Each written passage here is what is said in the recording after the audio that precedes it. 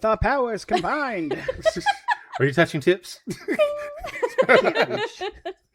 The bondage has come early. Yeah, you're supposed to wait for the end for that. Yeah, that's supposed to come at the end of the episode. Warning, this is an adult-oriented podcast about really perverse things, like communication and consent. If you are under 18 and looking for answers to questions about sex or kink, please visit scarletteen.com. For the Dude Bro listeners, this is the nerdy shit. Fuck off! From Bakersfield to Mount Olympus, Gotham Press talks naughty business. Sexual topics to explore your whoredom. Good if you're new or a kinky Yoda. Gotham Press Podcast. The dirty kinksters your parents warned you about. And so does my wife's dog. Mm-hmm. They just want to be friends with everyone. Everybody. They just get excited. And when somebody comes in, they're just like, love us. Right. Because dogs are great. Because dogs. Yeah, not our dog. As soon as a strange person comes over, even if it's a strange person they've met before, but they haven't been around in a while. I was about to say, would that be a strange person at that point? If they've met like a couple of times, but it's been a while, like Raven will come over with Bo sometimes, but it's been a long time since they were over with Bo, and so then when they came over the last time with Bo, it had been like several months since Pippin had seen Raven, and he was like, time in a dog's stranger, and then Raven was like, dude, you know who I am, and like gave him some pets, and he was like, oh, okay, right. Oh, yes, I do know this person. Oh, yeah, you're right. My bad. What is wrong with you? So much. Hey, listeners, welcome back to the Gotham Press Podcast. Welcome, everyone. Wow, I just lost all my words all of a sudden. Oh, no. So, the episode this time is all about dogs, how much we love them, how good they are. I love it. Yes. And pet play. And we have a specialist for pets. I have a thing or two to say about that. Just the right guess. Derailed before we ever started. Derailed before we even began. Mm-hmm. Yes. That is the Gotham Press way. You knew what you were getting into when you invited me. I know what I'm getting into every time, and I still keep doing it. It's strange. ADHD By the way, podcast. Voice that we haven't heard in a while. Who are you? I am the knight. No. I'm Brat of Steel. I've been on here a couple times. Like 4 times, I think. A few times. It's all on my profile. That's how I remember. That's how you remember? It's like, check me out. And person sitting across from me who has been on more than 4 times. This might be my 5th episode. Yeah. And who more are than you? 4. I am Shock Doc, and have kind of always been Shock Doc. So, yeah. You've always been Shocked Up. Yeah. I showed up at the community in 1999, and that was the nickname I had then, and it has been with me ever since. No. When you say always, I mean you came out of the womb and you were Shocked Up. Shocked Doc. That's on his legal birth certificate. On a stormy night. A lot of lightning. It was Taft. It was literally a lightning storm. It was a lightning storm. It was a very stormy March in Taft of 62. Yes, absolutely. Hey, it could happen. Yeah, and then Doc Brown showed up with the DeLorean. Yeah. And we're like, well, we know what we have to name this kid. Mm-hmm. I did excel in DeLorean. electrical diagnostics in tech school in 81, so maybe.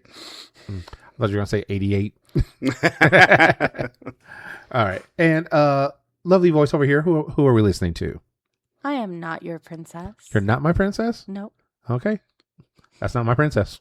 Yeah, she's It leaves an somebody else's unanswered question, but princess. hey, I'm not here to answer it. What's the question? That is If the she's answer. not, I know, but if she's not your princess, then She's the certainly not unanswered my question princess. is, Whose whose princess would she be? But, I'm not here to answer that question. Maybe she's her own princess. Possibly. I'm not here to answer that question. It's not for us to answer. Please pay attention, folks. I'm not here to answer that question. Just that question, though. It's the unanswered question. There are many other questions that you can answer, though. Yeah, there's a handful, sure. Just a handful. Just a handful. Let me see here. Just doing my You want airport answers or hand opinions? signals. Yeah. I have answers, I have opinions. Answers and opinions. Okay. Some of those too. Let me see how. I just These had facts and opinions look so similar. facts and opinions. In my head, they're almost indistinguishable. Sir, so do you work for the federal government? No, those are lies and opinions that are indistinguishable. Oh. The facts are there. They're just not public knowledge. Yeah. No, the facts are public knowledge. They just don't believe them. And being deleted every day. Oh, ow. Yeah. Yeah, I know. The accuracy is painful. It is. But you know what else is accurate? The fact that we have patrons that we love. Thank you, patrons. What? Yeah, we That's do. amazing. Yes, our patrons. What kind of cool, amazing, good-looking people are patron supporters of this particular podcast, Captain? Something tells me Shock Doc is one of these people. No. Oh, Yeah, which is weird. I thought it was a self-plug there. I was like, all right. I don't know. He's like, that. what kind of I don't handsome? I don't have that kind of fucking ego. Come on. I don't know if Shock plugs himself like that. Oh, Yeah, that's a me thing. naughty. That's not that kind of plug. No. Not that kind of plug. He's Shock Doc, so the plugs Shocking. could be various. You will be shocked where that plug is. You'll never understand. Tell us all about patron supporters, Captain. Yeah. Well, hey, patrons. Thank you for helping us keep this podcast going, keeping the mics hot, keeping the equipment brand spanking new, keeping us in nice, handy-dandy stuff that we can use to give you the best quality Gotham Press podcast that you want. If you want to be one of those patron supporters and get the show a whole week early, you can join us on patreon.com/Gotham Press Podcast. You need to help out because what we need is one of those Frankenstein lab Jacob's ladders thing in the corner with that's where the electricity walks up the two antenna leads and then disappears into the Yeah, universe. not the other Yeah, kind of that's Jacob's ladder. totally what I was thinking. Not the other kind of Jacob's Ladder. Not the kind of Jacob's ladder that we would talk to Carmilla the First about. Ah, Or not that we, one. we might talk about on this podcast. What? Wait, what? We would talk about something like that on this podcast? Maybe. So, not your princess. What is a Jacob's Ladder? Since we're talking about it on this podcast, for those that don't know. Oh, you It's want that electricity me to answer thing. this? Yeah, it's that electricity ladder thing where the It's lovely. electricity It sits in the climbs up. corner. It's an increasing arc. It's a lot of piercings in your penis, Captain. It's a lot, A lot of piercings in your penis. That's where the electricity That goes. looked like a It's the ladder. piercings in your penis. That's what it is. It's the piercings in your penis. That's what it is. Jacob's ladder is here to stay. Oh, boy. Get your penis pierced today.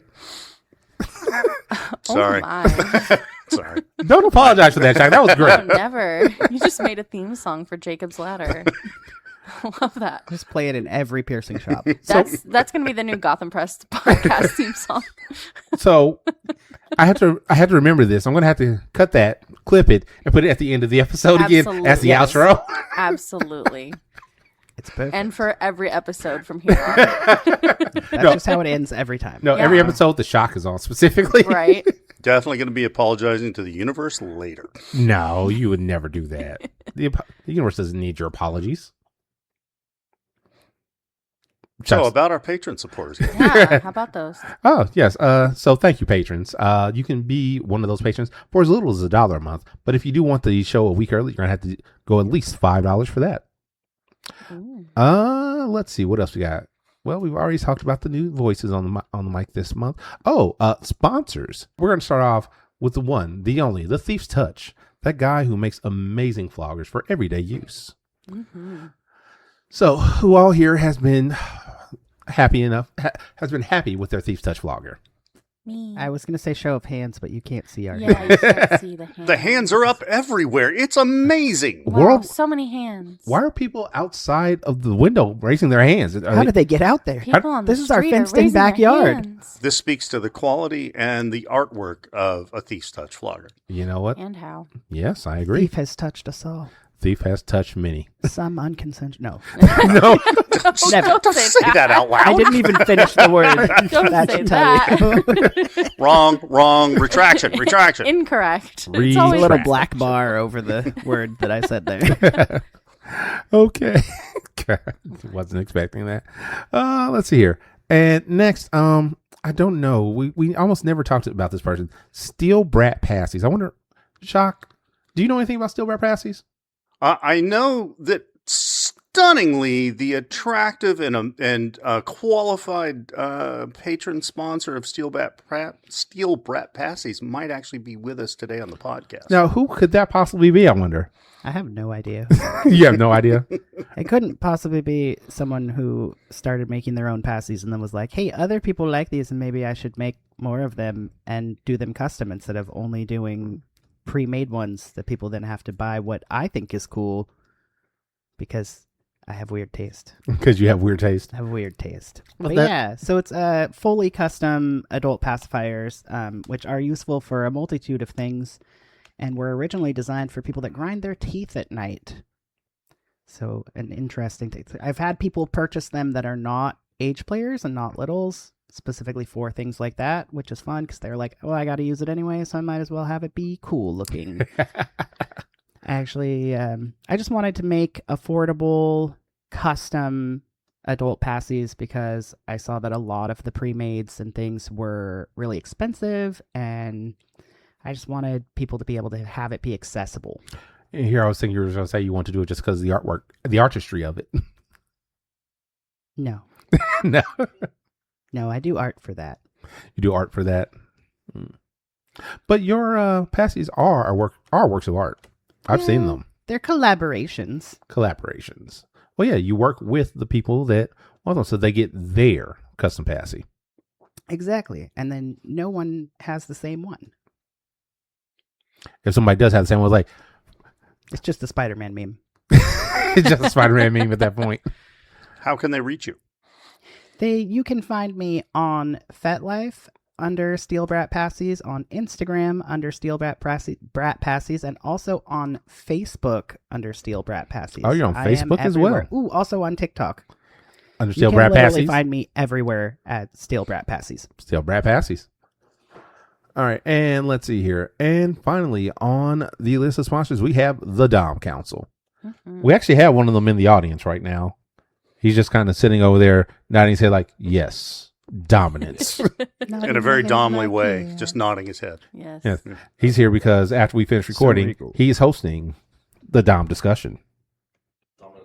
I'm sorry, the Dominant Social. I'm sorry, man. I'm so used to the old name. I apologize. Just can't keep up with these new names. You gave it to him and he immediately rebranded. Just dead naming his. Damn it, you beat me to it. Dead naming the goddamn event. How dare you? And with this, Captain Awesome can no longer be part of the kink community. You all have a great rest of your life. I am done. Goodbye. I was So gonna say anyway, during Pride welcome to Month. the Gotham Press podcast. You can find information on this and more in the show notes. Hey, here for a second, I thought you were going to rebrand it. I was. You were stepping down, so I was like, all right, I'll take over, I guess. All right. If you have comments, suggestions, or more, you can reach us at Candy's Sweet Box. Oh, and how? Yes. 805-303-1173. If you have any tips on rebranding, Send them to Not Your Princess. send them to Candy Sweet Box or Not Your Princess. Also, with Candy Sweet Box, that is also how you can enter the currently going Flogger giveaway. Ooh. Yes. We have a Flogger giveaway set up. We've given out 2 of the words. This podcast will be the last word for the contest. And then next episode, we will be giving it away. Ooh, words. Wow. Thieves Touch Floggers. Free Flogger. You definitely want to enter this. Get slapped with that. Get slapped with it. Get slapped with that. That's his new catchphrase. Howdy. As Shock gently moans to being hugged by wildlife. Hugged by wildlife. Yes. Notice I didn't duck. You did not duck.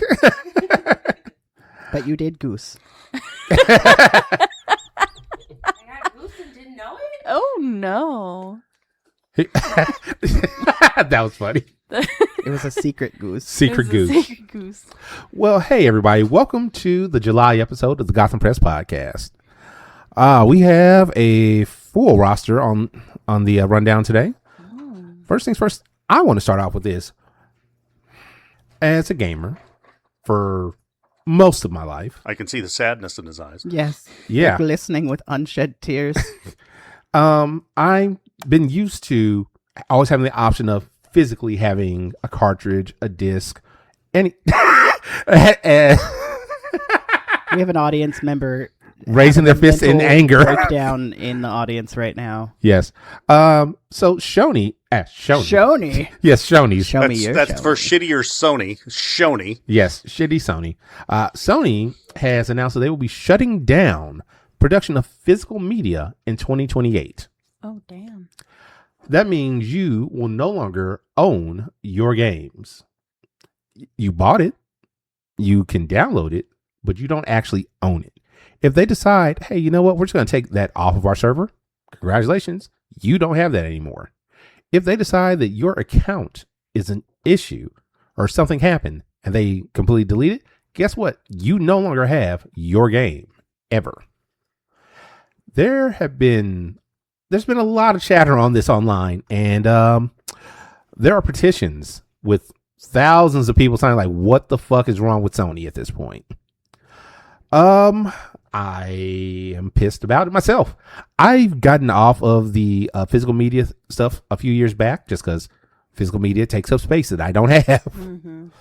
Just because I was like, man, I need to go start buying my games again so I can have them. Yeah, so I found it interesting that they started doing this because there is a resurgence of trying to attain physical media. It's a big movement that's happening due to there being so many streaming services, and you can have a movie on one of the services you have, and then suddenly it's gone, and you can only get it on MGM Plus or Paramount Plus, or so it used to be you could have like 2 streaming services and see essentially everything. And now you're paying for 5, 6, 7, 8 streaming services, and there are still movies and shows that you can't watch without paying per episode, paying for the media. And so a lot of people online have been talking about reclaiming physical media. We're going to, my household is one of them, we're going to Goodwills, we're going to Dollar Generals, we're going to getting the like cheap movies. You can buy movies from the library. Like, people are trying to get physical media to stop having to pay for so many streaming services. And so to have them pop up doing this right in the middle of this resurgence of trying to not have to have everything be digital and pay per thing is not a good look for them.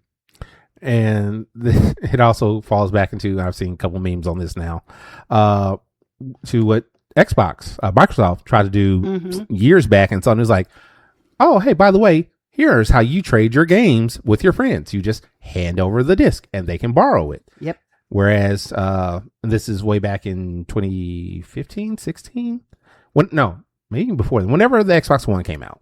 Because that was their whole big thing of, hey, you're going to have to check in online to verify that you own this game, and to let somebody, quote unquote, borrow your game. You can give them a code so they can download themselves and borrow it from you for, I think it's like a month or something like that at the most. That sounds terrible. I agree. I hate this, and I wasn't even involved in it. I hated it when I heard it back then. Like, what the fuck is wrong with you? I didn't even know about it, and I hate it now. You hate it now. So, yeah, that is Sony's goal for 2028. Let's see if they keep going with that. Just a constant, ever-increasing cash grab. Yep. I don't care how much money we've made. It wasn't enough. Now we need to find a way to make just a little more constantly. It's not the first time a giant corporation has decided to do something totally tone deaf. So corporations do things that are tone deaf? What could you possibly mean? I have no idea, but I've heard of instances, people announcing that they're going to do things and then having to backpedal real fast. Yeah, not a place that I might be employed that did that in the last year. Yeah, definitely not. Hold on, I just need to say this for the official record. Sounds like fake news to me. I bet. Man, that was ridiculous. We had people calling on the phone. How does it feel to work for a woke company? And I was like, what? Did you know the name of the company I work for? It is the opposite of woke. It is not. It's not woke at all. Also, everyone was really mad because we changed the logo. That's what people were mad about. They changed the logo of the store and restaurant. And that logo has changed 6 times since this corporation came into being. 6 times. But they're only mad about this one.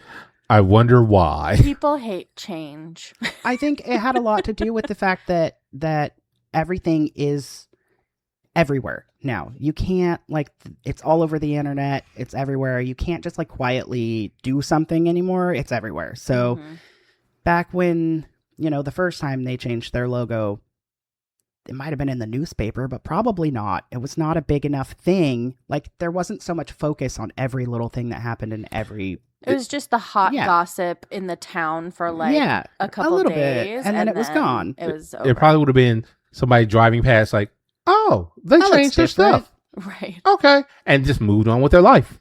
Yeah. And then even if people they got really mad because they were going to remodel and they were going to put some booths because all they have is tables with like moving chairs. And they were going to put some booths. And now people come in and complain that there's no booths. And I have to tell them, oh, yeah, they were going to put booths. But then everybody threw a fit about the changes they were going to make. So now they're not putting them anymore. And they get real mad. And the problem is, it's not even that everybody's throwing a fit. It's the minority's throwing a fit, but they're so loud that it seems like everybody. Yeah. Well, if they're on social media and they're backed up by a bunch of bots that just want to be pushed by the right people, then it seems like everybody's mad, whether that's the case or not. It seems like it. It was for me, it was the people physically coming in and like attacking the cashiers. I'm sorry, attacking? As if it were their decision. Oh, I'm thinking you mean physically attacking. No, just verbally attacking the cashiers, the hostesses, the servers. Like, people were coming in specifically to be angry at us, and we were like, do they have no life? Minimum wage. Like, what? I didn't make this Go decision. touch some grass. Come back when you calm down. Right. Well, it's a power trip. It makes them feel powerful to pick on somebody who doesn't make the decision, who's completely out of the loop, who's just being drug along by the corporate stream. But now, see, look how powerful I am. I made you scream. I made you uncomfortable. Right. Yay, you. Fucking asshole. Yeah, I hope you feel good about yourself. Oh, unfortunately, yeah, they do. Yeah, my coworker would answer the phone, and you would just hear like, and she would just be like, yeah, okay, bye. Okay, bye. Okay. Oh, why did I get to the Mindy from anime? Okay, like, bye-bye. Okay, love you, bye. Oh God. On the landline. So what we're saying is corporations are terrible. People can sometimes be worse. And Sony, do not get rid of physical media. Exactly. Yeah, do not get rid of physical media. Yeah. Everybody start getting your physical media now while you can. I mean, it's the same thing that has happened. I've heard of several instances where people have bought digital movies on a certain platform, and then all of a sudden that platform no longer has that. Yep. They don't because they don't have the rights to that movie anymore, because that's the the companies are also like renting these the licenses for these things. Or if the company, whatever it is, actually goes under, which has happened. Yes. Right. It's like, oh yeah, I've got all my movies on this brand new thing that is getting all the Oh, sorry, what was that? Fox? What did the fox say? So many things. On the way here this morning, he said, "Get me a pup cup," and I said, "You don't need to get a fucking pup cup. We're a person today. We're a person. Notorious trickster." But get physical media if you can. It's important thing. All this stemmed from GTA 6. Because the game is so large, they're like, we just can't put this on a disc anymore. So it's download only. Which there are other options though for physical media, like for things like that. Absolutely. They could there are little teeny tiny SD cards that hold terabytes right of data. But ultimately, it's just cheaper for them not to ship anything. Oh, Yep. yeah. You know, anything you have to physically buy and load software on and then ship and sell, it's just cheaper to make people download it using their data platform. Yeah. And then you get to control it in every single way. That's Yep. why I'm not a fan of cloud services. I don't like cloud Yeah, services. I hate cloud services. Hold on. I want. Shock. You know me. I'm an amateur photographer, right? Shock. I need you to do a thing for me. I need you to raise your fist in the air. And wave it like you just don't care. And Shock is now old man yelling, "Get cloud." I'm a Simpsons meme, as we can tell clearly. I don't like cloud services because I'm dependent on that service that said, "Oh yeah, no, come on, store your media here. It's going to be safe." Is it? And then, and every year we have to increase our costs. Yep.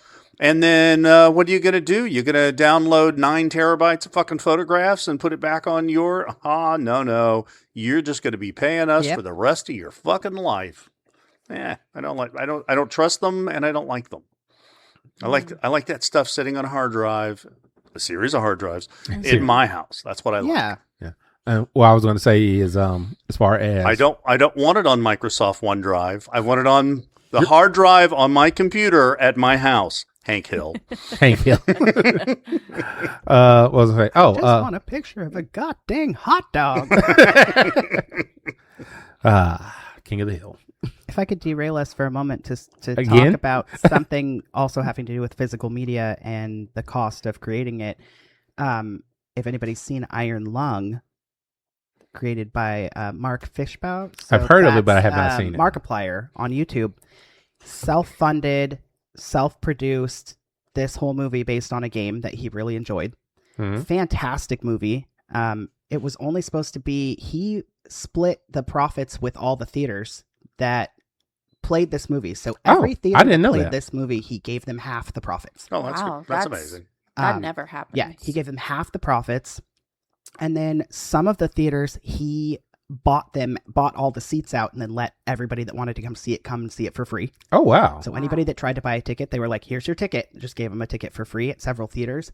More and more theaters started just picking it up because they were seeing, because it originally was going to be in like other countries and then like 2 theaters here. Mm-hmm. Got to the point that his hometown, which is just this teeny tiny town, picked it up and played it at their theater. And he is now personally burning discs, creating his own and selling them just from him straight to people, and he released it on YouTube. So he had to like do a whole thing to create this deal with YouTube to make it affordable for people to watch, and he's kind of like paving the way for smaller creators to do this like independent content and get it out there. So it's like a whole new field. And then he was like, yeah, I was looking into other companies, and I was like, I'm just going to do this myself. So he bought the machines to burn DVDs and Blu-rays, and he is releasing it himself. I never thought I should actually see this movie. My curiosity about that, though,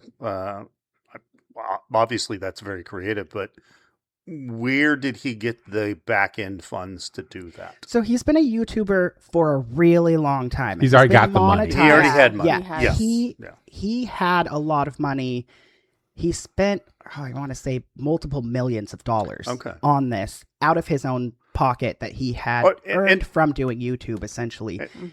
And ordinarily when people have money like that, their only goal is to make more money, not to create a path for other people to make money. No, he's very, like, he still is like, I don't understand why people are so into my content and watch me. He just like streams gaming for the most part, but he's just really silly up in the corner. And so people love it. So they watch his stuff, and most of his money he donates. He probably comes across as genuine. 100%. I don't usually watch streamers. I don't usually watch people play video games. It's really boring to me, actually. Same. But I will watch his streams because he is just a silly little guy. And he's just being a silly little guy in the corner, and that's cool, and I'll watch that. And then he does like some other videos where he just like chats about stuff or whatever, and that's always fun to watch. And he's like, when he put his video out after Iron Lung came out and it like sold out in most of the theaters, he's legitimately like crying in this video because he didn't expect that outcome. Like, he didn't think people were going to be that into it just because he was that into it. Well, that feels like love. Yes, That exactly. feels like love and acceptance. Exactly. What and is then that? his mom comes on Who's sometimes. I wish I could He's- explain it to you, Captain. He's half Korean, so his mom like comes on his channel Oh, sometimes, wow. and she'll like try to play games, and he'll be sitting there trying to like tell her how to like use That the is controls hilarious. and stuff. And she actually wrote a book about like his family history essentially and released it. So he like plugs her book all the time, and Aw. they call her Mama Plier because he's Markiplier. And then it's just I want to just very genuine. not to interrupt that because I didn't want to interrupt that thought, but No, you're good. I do want to circle back to something Brat had touched on and reemphasize it. And he's talking about getting physical media from your library. Sign up for your library. You can get discs and other media, and oftentimes even streaming media from your library. You do not have to purchase every single thing. Your library is an amazing resource for a world of things that otherwise you might be paying for from various streaming services. It's a hell of a good resource. Don't overlook it. And it's free. And Yeah, it's it's free. free. And not only that, they the Beale Library here in Bakersfield is now has sewing machines and Yes. sewing equipment that you can come and learn how to. They're trying to get people to volunteer to teach people how to use sewing machines. And then they have like several machines there that you can come and sit and sew projects. If you want to make stuff but you don't have the equipment, you can come learn there and then see like, is this something I want to spend the money on? And some doing. libraries have 3D printers. Yes. So you Some can learn to libraries have- use and make small items using 3D printers. But also, the more people Sign up. who support their local libraries, the more funding they get. Exactly. So they do get funding based off of membership. And so it's free for people to sign up, but if more people sign up, even if you never go to the library, They get a still get library more, card yeah. You can- anyway, you so can that regis- they can get more funding. You can register online and get your Yes. library card online, and it doesn't cost anything. And you can it- use like audiobook apps like Libby to Yeah. get audiobooks Yep. from the Yeah, library. I was And- about to say and you can use your e-readers? library card Yes, and on e-readers. Libby to check out audiobooks and just digital books that you can Mhm. read on your phone. Yeah, all that stuff that people are paying for via Amazon for digital books, etc. Your library can get those to you for free. Absolutely. Gotham Press is definitely into reading. Oh, for sure. we Well, we're 100% support into libraries. libraries and supporting your libraries. Yes, Yes. And libraries do also offer comic books and graphic novels. they sure do. that they do. And DVDs and CDs and That's where I need to everything. get Ultimate Superman and Ultimate Batman. Mm. Support your library. Support your library. All right. We've gotten way off thing. Get ready Became for a And Seven Sony, Hours. boo! Boo, Sony! Boo, Sony. Except for the new Spider-Man movie. Yeah, except for the Go! new Spider. Oh, I can't. So close. And yet so far. Yeah. Oh no, I've got the day off. I am going to see it. Yeah, I got early tickets. Yeah, I'm going with a few people. Yeah, I don't know who you could possibly be going with, except for the small child that looked at you and said, Mom, please. Please, Mom. I want to go. Mother, may I go to see the Spider-Man movie with you? And I said, Can I have some more? "Fine, child. I'll allow you this time." I'm going to eat all your popcorn. All right.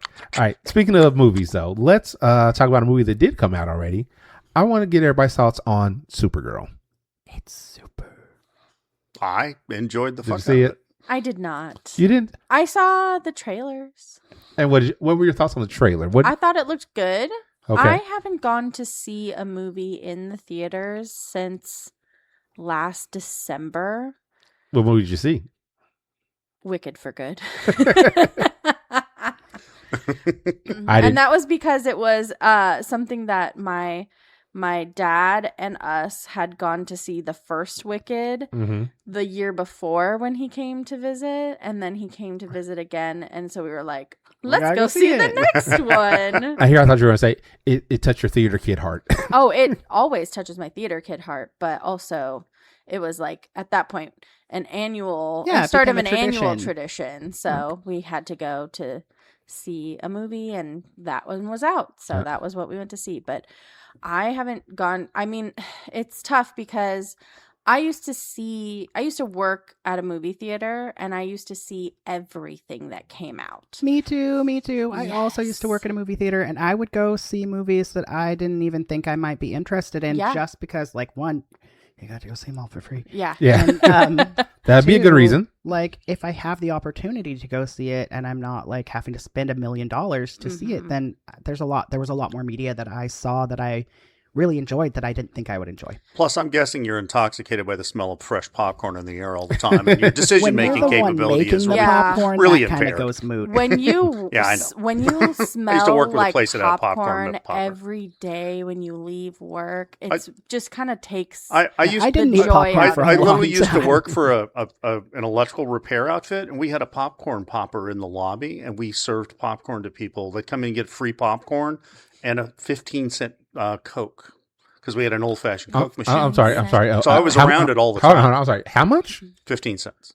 The 15 cents The what? machine took a dime and a nickel, and you would pull out a 16, maybe 12-ounce glass bottle of Coke. Nice. We Yeah, took a that's loss pretty at every sweet. one, but it was a thing my boss did. Oh, okay. I was like, those haven't been that price since before. Oh, yeah. Since Well, long ago. I would say I'm not Time that old, but immemorial. when I was a Full little school kid, that and was 7 what it years cost to ago. get a Coke out of the machine, was like 15 cents, and then a quarter, and et cetera. But That's when dinosaurs still roamed. Yes, Yes. we know. Yes, there it's- was still yeah. a Stegosaurus down the street. you'd walk up to the Stegosaurus and crack open your fresh icy cold soda. The Stegosaurus would help you open your soda. That's why that hook lip on the Stegosaurus. That's where you popped open your soda pop, your sody pop. It's so deep. Before we get deeper into Supergirl, as someone who goes and sees movies regularly, what are your thoughts on the lack of theater etiquette since people have returned to the theaters after COVID? Okay. So was that Monday? Yeah, that was this past Monday. I went to go see Disclosure Day, and I went to late night showing just because I was going to get the one right after work, but I got off work late, so I'm like, okay, I'll just go see the later one. Got my ticket. Went in there expecting, it's going to be fine. I'm going to sit down. Things will be fine. Behind me are 3 girls. And before the movie starts, they're just sitting there chatting, whatever. I'm like, Who okay. cares? Yeah. Before the movie starts. Yeah, before the movie who cares? starts. And then the trailers start, and they're still yapping away. I'm like, okay, it's trailers. I'll deal. And then the movie starts, and they're still yapping. I'm like, the fuck? They're lower now because they're still trying to pay attention, but they're still talking to each other. Oh my god, what about that? Oh my god, did you see that? It's like, I'm like, just watch the fucking movie. Yeah. I'm sorry, I'm a little I'm a little upset about that. Yeah, it's a discussion that my household's been having a lot because we only get to go to the movies every so often, and the last 3 times that we've gone to the movies, when we've gotten there, other people have been sitting in our purchased seats.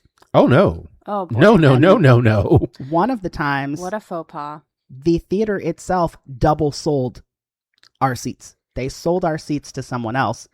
And when we went out to talk to them, they were like, oh, well, we'll give you these seats instead. No. So then we had to move to other seats. And then they gave us like vouchers to get free tickets again. But then a whole group of people came in and was talking through that whole movie too. Right. And we were just like, what is happening? Every single movie we've gone to, there have been people in our seats. People are just chatting the whole time. People are like throwing stuff, being really loud. People don't know. Being like, it's like, and it's not just like young people that maybe grew up in like the COVID era where there's less like going out and doing things like that. It's everyone. It's like People everyone have who gotten left so used to watching movies in the At comfort home. of their Yeah. home. And then it's like they come back to the theater and they don't know how to act. But I've noticed this even before then because that's part of why I don't really go see movies anymore, is because the amount of talking and noise and other just inconsiderate behavior has gotten so much worse since I was working in the theaters as a young adult and would have to occasionally go into the theater and tell people to shut up. Yeah. But that was, not a super common occurrence. That was It a would little bit happen more rare. maybe once every other movie, which, one time I go in to shush, one small group of people. But now it seems like everybody's talking during the movie, and I cannot enjoy the movie when everyone around me is talking during Right. the movie. But also I am, I also will talk, not in the movie theater, but at home when I'm watching movies. Yeah. I'll talk Yeah, to if you're at whoever home, I'm that's watching. different. And I also enjoy doing that, so I understand why people want to do it, but at But the the same etiquette time, is just gone. you're not supposed to do that in the theater when Yeah. everybody else is paid to enjoy this movie. So I just don't feel like spending money on that experience when it's going to be ruined most of the time. I'm not having these experiences because it's mostly when I've been seeing films lately, it's principally been at Studio Movie Grill. Mhm. Okay. And I'm not going to buy the food because it's too expensive. Yeah. And the seat for me is $10. Mhm. So I can, when I went and saw Supergirl, I happened to see it at 10:30 show in the morning because I was on PTO. But for $10, I get to go watch a movie and, fairly comfortable seat. I'm a little tall for all the fucking recliner seats, but that's beside the point. Quit bragging. The real problem with that is just the bussing and the waitering of the tables, the Yes. constant back and forth and the Exactly. conversations with the people and what did you want on that and here's your drinks and can I get you anything else? That to me is overriding, Yeah. but that's a choice I'm making. I'm choosing to go to a theater that has fucking wait staff. I'm going to tell you that most theaters now serve actual food. Yeah. And the difference is if you go to the Maya, you go to Reading Cinemas, you have to walk out of your movie and go get whatever food you ordered. So there's just like, I prefer that, Mhm. Principally, but I still don't want to miss parts of my movie. No. outside of the studio, typically I take the giant popcorn in with me in the drink. That's Yeah. actually one thing I don't like about Studio Movie Grill. I Mhm. can't take a giant fucking tub of popcorn with me, so I just don't get popcorn. Yeah. But yeah, like Valley Plaza Cinema. Go to Valley Plaza Cinema, see a seat. I particular row D seats 11 and 12, so I'm sitting on the aisle. My giant tub of popcorn, my soft drink, right, and no wait staff. Exactly. And- yeah, I'd way rather have to walk out and refill my Yeah. thing than have people be walking in, going between all the seats, talking to everyone. But if I were doing that, I'd have to go pee 3 times in the fucking movie, so Oh, I yeah. don't doing that either. No, I'm not refilling my drink. But all that aside, it's really, that's the thing is, when you're there, we have food, we have alcohol. It's such an experience. Yeah. The room is fairly light. It's not super dark, so they can see where they're walking. Yep. They're constantly talking to the people next to me. I'm constantly moving my legs out of the way. Oh, I got a recliner seat. Well, let me drop it so the wait staff can go by. Yes. Yeah. Put my feet back up. Oh, let me drop it so the wait staff can go by. Right. That's not really the great experience. It sounds It's like on the not. top of your head. And I understand why they do it because movie theaters don't make money off of anything but the food and drink Yeah. sales. Yeah. Your ticket And sales don't so- really make them any money. Yeah. Especially as I understand it, in the beginning of like the Blockbuster just opened, all of that money's going to the Straight back studio. to Going to the studio. studio. Except for the, it's got to be immediately. out there for a really long period of time. Mhm. And then they start making a little more money off the tickets. But still, it's Yeah. your $9 bucket of popcorn that Yes. cost a nickel to Yep. make. That's where your money's made. Yeah, Right. it is And 100%. I get that. And I that's, totally get that. what's paying the staff and all of Yeah. that. And so, PSA, if you do go to a movie theater, please buy food there and don't bring it with you because that's what's paying the staff. That's Yeah. what's paying the staff. And as, someone who also worked in a movie theater, when those sales go down, Hmm. your hours go down. Exactly. And then you have a skeleton staff trying to run a whole theater, and it's not doable. And my only balance to that, and it's not the fault of the staff by any means. I don't like wouldn't want to take that out on the staff, but also 2 people to go see a movie and you got popcorn and you got a chocolate and you got a couple of drinks. Yeah, you can drop the better part of $100 Yeah. Yeah. Oh, yeah. I used to have people drop like $200 at concessions when I worked in concessions at the Maya. Yep. Like $200. And I had one guy come in and he was just like dropping dollar after dollar after dollar, just buying more and more stuff because he was like super excited that his nephew was going to come see a movie with him. So it was like really cute and wholesome, but I was just like watching him just spend more and more money. And I was just Yeah. like, whoa, I don't even make that much in a week, my guy. Like, Right. that's crazy. But I will say, if you're wanting something more affordable, Reading Cinemas, which is the one at Valley Plaza, Mhm. every Tuesday, everything is half price. The popcorn, the drinks, the tickets, everything. It's like $6 a ticket on Tuesdays all day. Not for the matinee, not for the all day. I do really like their IMAX theater in there. That's where I would typically go and see any of the big blockbusters I wanted to see, unless I happen to be going to Studio Movie Grill, which was just convenient. And when I go see a movie, honestly, I will choose to go to a weekday matinee anyway because it's going to be less crowded. Yes. Agreed. And it's going to be a more enjoyable experience for me, and it will be more affordable. And we're missing out on Supergirl. We're going to talk about Yes. Yeah, I Supergirl know. Sorry. a lot. We got off on a tangent. Captain is looking forward to seeing Spider-Man. Yes. Brand new day it opens. Yeah, of the course. whole routine. Yes. I want to be 1 or 2 weekends out. Yes. I don't want the giant fucking crowd. I don't want to stand in line anymore. I don't want the midnight show. I'm a midnight showing boy. Here's the thing. Well, I'm not a boy anymore. That's my problem. Hold on. Here's the thing with me. I understand there's going to be a super huge It's crowd. an event. Hold on. There's going to be a super huge crowd. There's going to be lots of people. Yeah. When that movie starts, I don't see any of them. I am Nope. focused. Yeah, I'm not I get worried that. about them. I I get have that. my popcorn. Somebody's wait staff coming past me. That's fine. But- As long as they're moving By their the ass way, past me. speaking of cost, I'm also tired of paying Fandango a ridiculous Right? fucking fee for the courtesy of buying a goddamn ticket. Yeah. I don't. Here's the thing. It's another aspect of the shitification of everything. Right. Fandango used to be able to buy your ticket. You're all set to go. It was virtually nothing.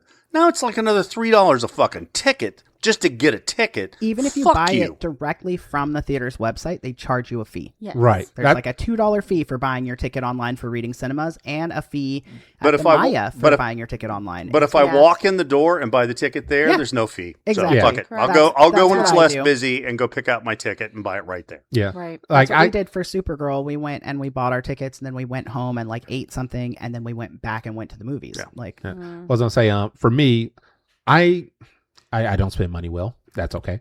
That's a me problem. But I'm fine with the convenience of. That's why it's a convenience fee basically. Plus, you're buying one ticket. Yeah, that's usually I'm usually going by myself. When I was going, I But was also, buying whatever 4 you wanna fucking spend your tickets. money on.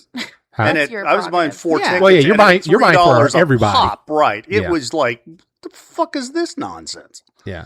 But also, if you want to spend your money on convenience, then you that's fine. can spend your money Yeah. on convenience. Yeah. That is It's fine. just it gets frustrating. Yes. that, If you don't that want to, purchasing you it don't have online, to. which literally does nothing for No. for them. Right. And they just keep bumping the cost up, Yep. Yeah. What's their additional cost again? well, They just get to hold my money. yeah. Fuck you. Yeah. Supergirl. Supergirl. Supergirl. Fuck you. Segue. Supergirl. Segueing into Supergirl. Segueing I into Supergirl. do not understand, because like the first weekend this was open, it didn't do this much business No, as it didn't do Morbius. very well. I don't understand that. It This was was a really good good. movie. Actually, no, I didn't realize it did that badly. Just Yeah, like no. like less than Morbius did. Okay, See, that's so why I Morbius didn't- is I not a didn't- good movie. Hold on, I didn't realize it did that badly. I knew it did badly. I didn't realize They did it on that- purpose. What? The same way that they did with the Marvels when it came out. It is a That's the incels basically starving Yes. a movie to death so you Yes. won't hire any women. So they did the Yes. same thing when the Marvels came out because And the Marvels it is was- a good movie. Also, the Marvels is very a good movie. fantastic movie, Yeah. and they were like, it's still one of the like lowest rated Marvel movies. Marvel movies. So it's just And a campaign to fuck Yeah. them over. It Yes. is. It is because they didn't like one. They didn't like Brie Larson, who was Captain Marvel. Yeah. And then 2, they didn't like that it was all female led. So they also tried to bomb the first Captain Marvel, but people were too excited. There was too many excited people. Yeah. And then, but there's this whole thing about how like Marvel's going down and they're not doing super great and X, Y, and Z. But like, They got money. They don't care. Yeah, they don't. I They're love doing fine. Supergirl, but I'm real tired of DC rebooting their entire universe every 2 years. Yeah. It's real, like, suddenly, I just have like a list of complaints. I'm sorry.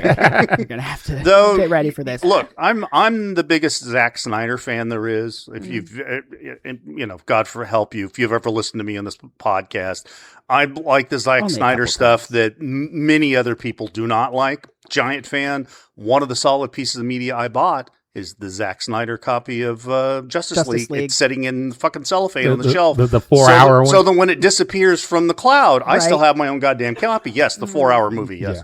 But also, Wait, I really like. hold on. Did you get the black and white one too? No. Also, I really like James Gunn's universe. I mean, I was not happy about Henry Cavill being removed from the role. No. And a reboot. No, I wasn't Henry Cavill happy was about fantastic. it. Absolutely. Henry Cavill was fantastic. Absolutely. the first Wonder Woman was fantastic, Oh, I and Yeah. then loved Wonder when they Woman. did Justice League and they did the following movies after that, they no longer had the same directors and creative team, and so the whole thing that I loved so much about Wonder Woman was that they minimized the makeup. They let the women look the age they were when they were on the island with the Amazons. Like, there was a whole thing about just having them look natural and be strong women. And then the next time you see them, they're all make-upped up in the Yeah. next movie. They're all like, Hollywooded out. And I was really disappointed. The I was difference really between disappointed by that. female creative direction and And male, male creative direction. right there. Exactly.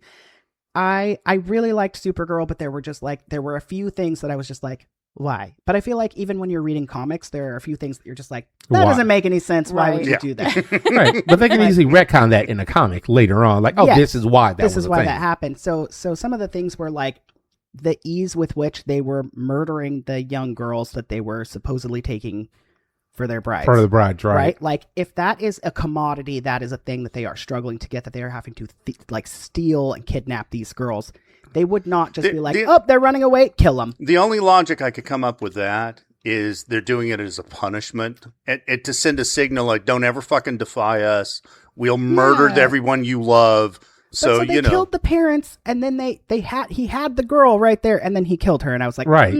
I thought he was going to take the her, girl. and Yeah, her but- spirit would have been like broken. Don't like, get me wrong. The only logic I could come up with that, because it doesn't make any sense if she's a commodity, other than this sends a message to the rest of the fucking But there was universe. nobody Don't else fuck with us. that was Yeah, in that nobody alley. saw it. Well, that Nobody- doesn't matter. That still sends the message that he survived and they didn't, and he murdered them, and his reputation is that you never defy them. Yeah. Hmm.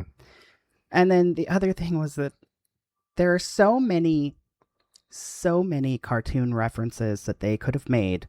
So many things they could have had her say when she looked at that alien and said something about Squidward, and they were like, oh, Marvel made a Squidward reference. We're going to throw the same thing in our movie. And I was like, there's so many other... She could have made a Courage the Cowardly Dog fucking reference. Like, there's so many childhood cartoons she could have made a reference to, and she had to not only reference the exact same one, but the exact same character. Like, that just... Where's the Squidward reference in Marvel? It is in Endgame, Tony Stark, when the alien comes down at first, and he's, I'm the mouthpiece of Thanos, yeah. blah, blah, blah, and he's talking... Ebony Maw. Yeah, okay. When Yeah, they're fighting Ebony Maw. outside of the Doctor Strange. Yeah, outside of the Sanctum. The Sanctum. And Tony Stark is like, Calls not him today, Squidward. Exactly. Yeah. Exact same character, Yeah. same kind of aside, and they also like had the alien kind of look similar, and they were like, and we're just gonna reference Squidward, and I was like, that just seemed, I was like, oh, I kind of ruined that scene for me. I was like, you can't just like, there's so many things, and so much of this was really good. The other thing that bothered me is that it seemed like they just didn't want to animate the dog. The poor dog. They just didn't want to animate the dog. It was animated so much better in Superman. Mm. It was like, and it was not, I'm not saying it was great in Superman, but it was better. Krypto was better animated in Superman than he was in Supergirl. Because I went home and watched Superman right after. I did enjoy that Superman, though. Yeah, I also enjoyed that Superman. He was the most like the comics Superman out Yes. of any Superman that I've seen. I like that Superman movie because they went in and they're like, hey, we're making a comic book movie. Yes. Mhm. Let's make this a comic book movie. Right. Now let's make this a deep, thought-provoking film. Yeah. It's a comic book movie. His Right. naivete is on full display. Yes. Yes. Yeah. And also, I feel like DC has steered so hard into the dramatic, versions of these. And this was sort of a bringing it back to sometimes comic books are funny and Yeah. they make jokes, even though they're talking about serious things happening or whatever. They still have some levity to them, and the But characters. it's one are place still where funny. Marvel excelled. Yes. Yes. It Yeah. is that, Exactly. even when it's tough, even when they're, this looks absolutely imposing, Mhm. there's still a smart ass comment and it's still fucking humorous. Yeah, you know? someone's Yeah. getting tortured and Spider-Man says, have you ever seen that really old movie Aliens? Like, you're like, No. Yes, exactly. my soul.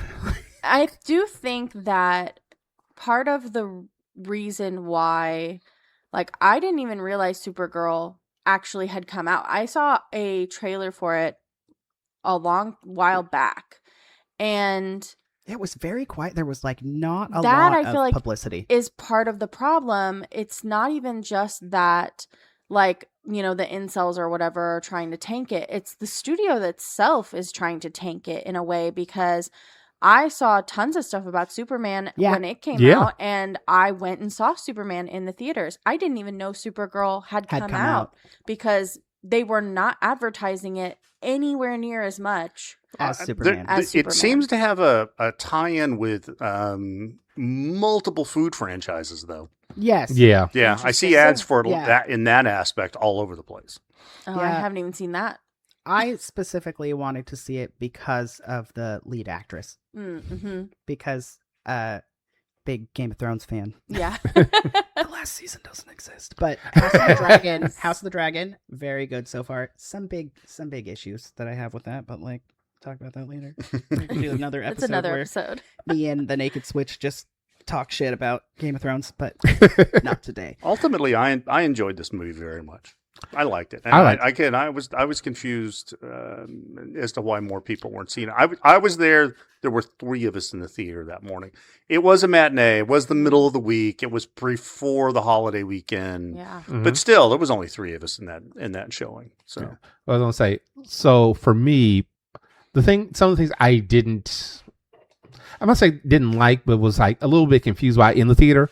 There were certain scenes that, like, as they're going, I'm like, wait, that was a weird ass place to cut that, or Right? wait, why did that just start up like that? And they're like, okay, they had to have cut out something in that. And I kind of looked into it after the fact, and they did. They cut out a lot, like stuff with Lobo. They cut out some scenes with him, which would have made things flow a lot better instead of him just like spoilers, obviously. At the end. Oh, good time to mention spoilers. Right. Yeah. Like, at the end, obviously, when he just balls deep in when he just Supergirl. randomly shows up to take out his bounty, it's like, where the fuck was he at the whole time? Right? Where Because they showed him leaving before, Yep. Yeah. Mm-hmm. and he just randomly shows up. Oh, by the way, here I am.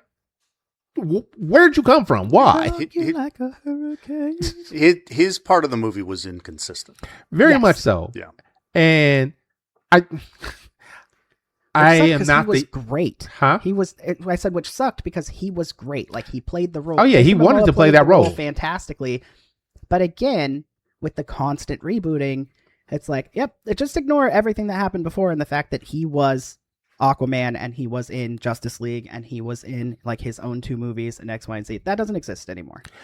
You know, I'm okay with that because I prefer him as Lobo. Oh, he's way better as Lobo, but like still, like it's just this constant like, well, we're just gonna redo it. Well, you know? and even in that, so who Aquaman is in Justice League, and then who Aquaman is in Aquaman are Different. 2 different fucking Totally people. different. Because he 100%. obviously knows who Mira is in Justice League when they're having a conversation on the pier, and then in Aquaman, she's introducing herself to him. Yeah. Mm-hmm. But they already mentioning the fact he's been involved with the Justice League. So, and by the way, they could have like dyed her hair the same fucking color. Right. The hell was up with There's that, so you know? many inconsistencies, which sucks because their television universe Oh yeah, no, unbeatable. they're animated and TV stuff. DC's Great, yeah. beautiful. It's obviously a different division. Yes, yes. obviously. It seems like, I don't know. They have more I consistency didn't in get that. to see it, but it seems like everything about it sounds like lazy. Like they were cutting corners to save a dime, and Yeah. it just seems Yeah. like, why would you torpedo your own movie movie? like that? It makes no sense. But I will say there were some things that I did really love about it. Also, I loved that Kara just stood on business. Yeah, She was like, this is what I'm going to do. And she did it. Every single thing. And everyone that went with me, we all really enjoyed that she didn't let Ruthie kill the brigand. yeah, But yeah. that the brigand died. yes. That Now- was what I liked. She was like, you can't do it. I'm not going to let you go through that and have that in your heart and have that in your soul. But I will make sure that he's dead. Yeah. What are you going to say, Shaq? I have 2 serious, well, I don't know if they're continuity issues or not, but there's 2 serious issues. One, he's wearing The antidote. the antidote on his chest. Yeah, she's beating him around the universe like Right? a motherfucker, and that thing doesn't get broken. No, and she has it in her hand at like multiple points and doesn't get it. And also, what they say when they're treating the dog at the very first, they're like, they all use this poison and they keep the antidote on them. So why is he the only Right, yeah, one I was curious about that myself. And the other is that has it? later on when he shoots her with kryptonite darts. How exactly is she surviving that until Right? she gets a dose of the sunlight? Because you're watching it in microcosm in her bloodstream, and Altering her cells. yeah, and she's mitigating the effects of this. And I'm a little curious as to how that was supposed to be. What exactly was happening in that particular shot? It didn't really make exact sense. You're right. It makes zero sense. So something that I found out after the fact, and I get why they changed it for the movie. Mm-hmm. So the comic that is based off of. Yeah. So Supergirl World of Tomorrow, right? World of Tomorrow, yeah. So in the comic, the whole thing with Crypto did get poisoned. Yeah. All that stuff. In the comic, he recovered himself. She did all that to save Crypto, but he was fine at the end of it. She came back in the comic and he's like, yeah, he recovered like, a few days ago. And, he's just been fine and waiting on you. Well, and and here's the real solution is she just takes him to a yellow sun. That's, yeah. But he can't be moved. Oh, Yeah. Yeah. It'll accelerate it. Okay. All right. Yeah. Oh, no. Here's my other thing. At the beginning of the movie, she's on a red planet sun. Yep. Mm-hmm. So she can get drunk. Yes. Which means she does not have her powers, her abilities. How the fuck did she beat up that guy? Well, she's good. I get that. But the Kung fuck? Fu Kara. Oh, I just peeked the mic. You did. It hurt. Sorry. Kung Fu Captain Kara. is abusing us all. I'm a terrible person like that. My ears are bleeding. When it does that, you get lightning. You get lightning out of that one slider switch. It's really pretty. I haven't heard that reference in so long. Oh, well, yeah, no. My thing was like, because I'm watching the scene, I'm like, but she just was talking about how she's on a red sun to get drunk. Yeah. How is she doing Well, this? she you will supposedly see that, has like, skills. Yeah, she has. I guess she has she skills, has but she doesn't skills. have the strength to fuck up this giant. No, but Yeah. there were a few things that they kind of like tried to do to show that she like didn't have her powers, but it just wasn't consistent. Right. Like there were some. She did get knocked down a lot. She did. It was mostly just that she was like, "I'm drunk and I'm gonna get back up anyway." Yeah. It was the kind of the vibe of the scene, but again, it really just seemed like they were like, "Oh, hey, yeah, having the Valkyrie be drunk and still beating people up was really fun in Marvel, so let's just whoop whoop whoop whoop that over to." I didn't even put those two together, but yeah. Yeah, I see that you were like, "Oh, Supergirl," and I was like, "Oh, I'm a big Marvel stan, and I watch all the Marvel things, and I know all the Marvel things, and even if it's shitty, I'll watch it once." Mm-hmm. So of course, my whole lens. It's a Marvel is lens. a Marvel lens, so it's really difficult for me not to like connect the things that happen, which was the thing that like I did never watch the director's cut of Justice League, and I will have to at some point watch it. But the not director's cut was just like Trash. it felt like trash. It was. The Snyder cut was what they call Yeah. it, right? The Snyder cut. It's 4 fucking hours. It's a commitment. Though they break it into sections, right? Yeah, So, like acts. acts. Yes, they break it into acts. So you could actually pause and take a break, etc. But it explains so much more of the backstory. All the stuff that they yanked out to make it fit and to rechange the vision to another director's idea of what the movie should be is there, and it really does make it a better movie. It's not perfect. None of those fucking movies are perfect. You gotta. There's issues with like essentially every Marvel movie. Yeah. but the issues Anytime are, you like, suspend the physics to go, well, this sun makes a man be able to fly. Well, okay, we've started with some real serious flaws in fucking physics. Let's give it a little bit of a break. Hell, I've said this famously before. I like the Ryan Reynolds Green Lantern movie. It's Yeah, not a good movie. It's not a good movie. It's but an he's enjoyable hilarious. watch. He is hilarious. And his speech, I mean, there's a lot of problems with that movie. But his speech, when he starts re-quoting the Green Lantern oath to get his courage back and to get his willpower back so that he can overcome, and I've forgotten his name now, the big bad, right? Sinestro? Yeah. No, not Not Sinestro. Sinestro. It gives me goosebumps. Gives me goosebumps. Yeah, there can I've be only seen the really movie once. I bad can't even remember who the big movies. bad was in there. Yeah, there can be really it's- bad movies with really great actors that perform so well that you're like, man, I'll watch this movie anyway just because Of that performance. that performance. I want to say phalanx, but that's not it. It's where the one guy gets turned into the giant yellow powered evil is what it is. He ends up being like a giant planet eating cloud almost. I'm just going to say Yum, Galactus yum, from yum. the Fantastic Four and move on. No. But yeah, Fantastic Four was another movie that they tried to tank in the theaters. Yeah. Yeah. But What, the new one? Oh, that Yeah. movie is so fucking it's good. so Yeah. good, but a lot of people were like, it's stupid and it's not good. And they were like, people were mad that they cast Pedro Pascal in it. And I was like, how can you ever be mad that Pedro Pascal got cast in anything? Like, he is so amazing. And I I'm never love mad. the aesthetic of that movie. Yeah. I love that Yeah, the fucking whole retro aesthetic. futuristic aesthetic. And then like all of the like fan theories very and the the theories that like Jetsons. I came up with, like, and which are probably all wrong, but that's what's so fun for me about Marvel is that they let so little slip now that you get to just see everybody theorizing and thinking like, well, what if it's this? And what if, because this is how the Doom thing starts. And maybe it's that when Steve went back Ooh. in time, maybe he went to that alternate universe where they are, or maybe this or Not- maybe that. Like, it's just fun to watch people come up with ideas, not necessarily good ones. No. My anger wasn't at what you were saying. What you were saying is fine. You brought up Yeah, don't be angry at me, Mom. No, never. Never, child. Anyway, what happened, what I thought of was, yay, the re-release that they're going to be doing for For Infinity War, and isn't it, is it Infinity. Infinity I'm out War of this and loop. Endgame?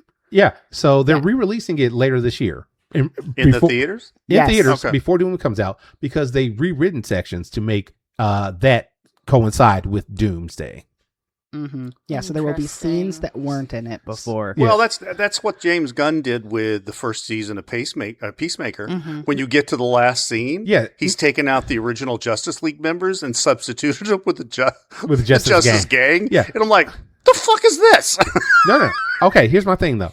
I get that for that scene. I get that. They're making it. They're redoing they're redoing key scenes because they are like, hey, everything that's come out since then hasn't done well, so we're just going to trash all that and say, hey, this is exactly what leads into this, rather than, oh, hey, all of these other things in Marvel that have come out that we said were going to be canon are no longer really canon. Oh, so you're saying that you don't like that when they just reboot everything and they go back and say things didn't exist, Yes. like DC does every Every couple time. years. Yeah. Yes, I have a lot of frustrations with that as well. In Yeah. case you, Yeah. and by the way, we have pointed out a lot of the flaws with Supergirl, but Supergirl was very enjoyable, and I will be would see watching it this movie Yeah, again. I will definitely. Yeah, be I enjoyed be it. watching this it movie again. Overall, I enjoyed it. Yes. I'll be watching it and Superman multiple times. So yeah. So Are you it going to be was wearing also- your Superman jacket when you watch? Oh, my sweatshirt. Yeah, your sweatshirt. Yeah. If it were cold enough, I would. I did take my niece with me to see it. She's 13. It was her introduction to like actually sitting down and watching comic book movies all the way through, and she loved it. She was talking about it the whole way home.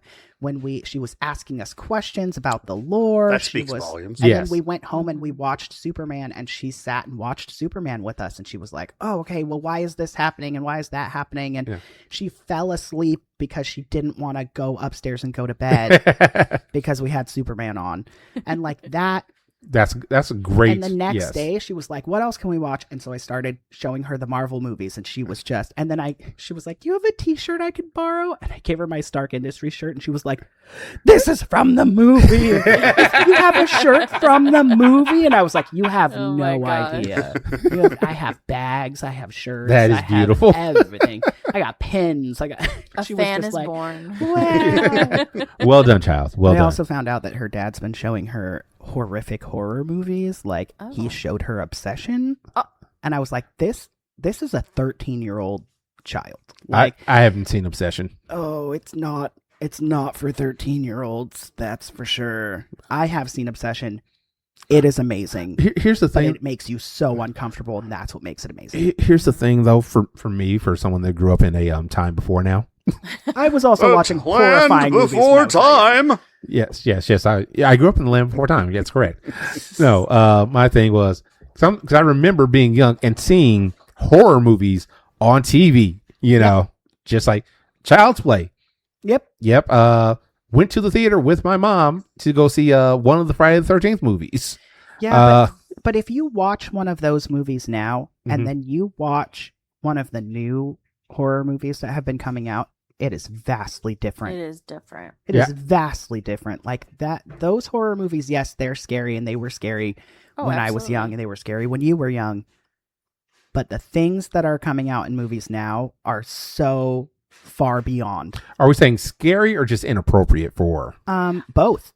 Oh, I think there was always a little bit of an air of like non-reality in old horror movies. Yeah. There was a little bit of like, oh well, it's obviously fake. yeah. 'cause That's it's a not. movie, That's the thing right? that can't happen. But because effects have improved so much, and because people are making storylines that are a little bit more too realistic, Yeah. they are scarier because it's like this could really happen. There are things that are or do happen. Yes. All right, real quick, sorry. So not horror movie related, but speaking of movies that are very true to life that shouldn't be, Mm-hmm. Idiocracy. Yeah. Oh yeah. That Yeah. one, I used to really love watching that movie, and now when I watch it, I start having anxiety attacks. So Mm. Yeah. because I'm like, oh no, especially with the 4th of July celebration that happened. That was supposed to happen. I don't know if it started there where there was a storm and they had to cancel half of. Yeah. No. Whatever I was was happening. watching a video on YouTube the other day, and they were comparing Idiocracy to now, and the amount of things that Overlap. was just fucking frightening. Yeah. Right. The DHS will be advertising Brondo any day. Yep. Scott, what plants crave? But I feel like horror movies have shifted away from like the slasher to like these are real things that happen that are actually terrifying, or things that could happen. This is something that can happen on your way home from this movie. Yeah, and so I think that makes it scarier in a lot Yeah. of ways. On that note, I did watch Good Boy, the one that's from the dog's perspective. There's a scary movie. It's like a ghost movie from a dog's perspective. It's this dog, and the dog and the owner move into a house that is like haunted by evil entities or whatever. Oh. And so it's the dog trying to like figure out what's happening with his Wait, hold on. person throughout the whole movie. And that one, while it was like scary, it more felt like older horror movies. Are you telling me they made a Courage the Cowardly Dog movie? Essentially. All right, that's funny. That actually is awesome. But it was really good, and no CG. Oh, The interesting. dog was a dog the whole time. It was just Very like interesting. they were like, all right, we just did our best to get the dog to do the things we wanted it to do, and then we kind of A followed. lot of peanut butter on that set. Yep, a lot of peanut butter. The whole That dog set was just lovely. Smells of peanut butter all the time. They went home. I want a peanut butter sandwich. No, you don't. No, you don't. No, you don't. If I you- never want If you peanut open butter that again. jar, I swear to God. Open a flipping jar of peanut butter. I'm going to kick your ass. But yeah, I was expecting it to be like, oh, tons of jump scares and tons of, which is what's in like most of the modern scary movies and stuff. But it wasn't. It was a lot more like subtle Mm-hmm. because it was the person was essentially like possessed and being forced to do things but it was just behavior changes. Oh. So the dog would come up one day and the person would like love on them, and the next day it would be like, get the fuck off of me, like, and be really rude, which, for a dog would be really confusing. Yeah. Right. And so it's just like there's What did you say it was called? Good Boy. Good Boy. Yeah, it's called Good Boy. I want to say it's on Max, HBO Max. Or Okay. is it Hulu? It's on Hulu, so if you have like the Disney Plus Hulu bundle, which back to the having to pay for 8 million streaming 8 million streaming services. Yeah, that's why my credit card isn't happy with me a lot of times. Yeah. Yeah. But yeah, fantastic. Way more like old style movie. Good storyline. And not necessarily a happy ending for anyone except the dog. So I'm glad the dog had a happy Well, ending. yes, the dog Yeah, did not. I get, guess that's what uh, matters. That's what I like The about dog does not die. That's what I like about superhero movies. There's at some point there's a happy end. Yes. Yes. In theory, if there's not a part In 2. theory. Yes. Well, you know. If there's not a part 2. Supposed Well, to you know, be not a direct sequel like, oh, this the bad Yeah. thing. Yeah. Well, Even I when mean, Superman- even like at the end of Avengers Infinity War, like that was heartbreaking. Yes. Even when And Superman then- dies, he dies to save us. Yeah. So, Yeah. But then, like, you know, you have part 2 in That you know what's coming. yes, and Endgame, and so you're like, okay, whew.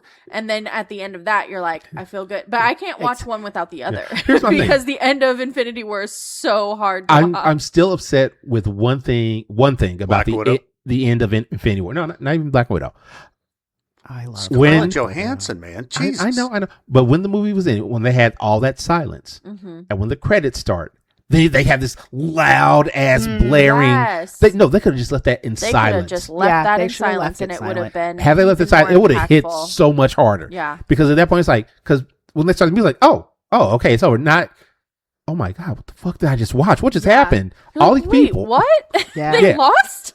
Me and my Sib kid were sitting in the front row with their service dog, and we were both just crying. We were Yeah. just we were just tears, silent tears, just going down our faces. We were like holding each other. I think Greedy Paul. I think actually went with us to Oh, wow. see That sounds Infinity War. That sounds right.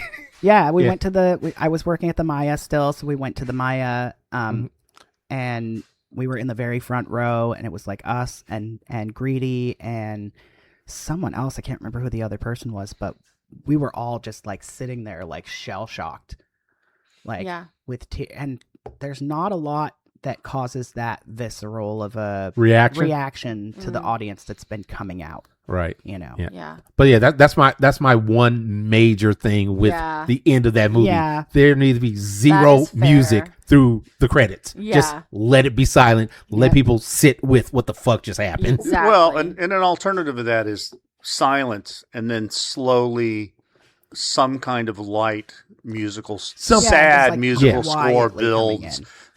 that picks up not blaring Yeah. fucking Yeah, give You you, know, a heart yeah. attack. yeah. It's like exactly. oh my God, what the fuck? It's too harsh to should have change a tone. At least started in silence for a few minutes. Yes, Yeah. exactly. Something. Because like let the people see, like at least let the credits start, get the cast out, Yeah, Right. and then start the music. Well, and let the weight of the situation really sink in. Yeah. Mhm. That ooh. Yeah.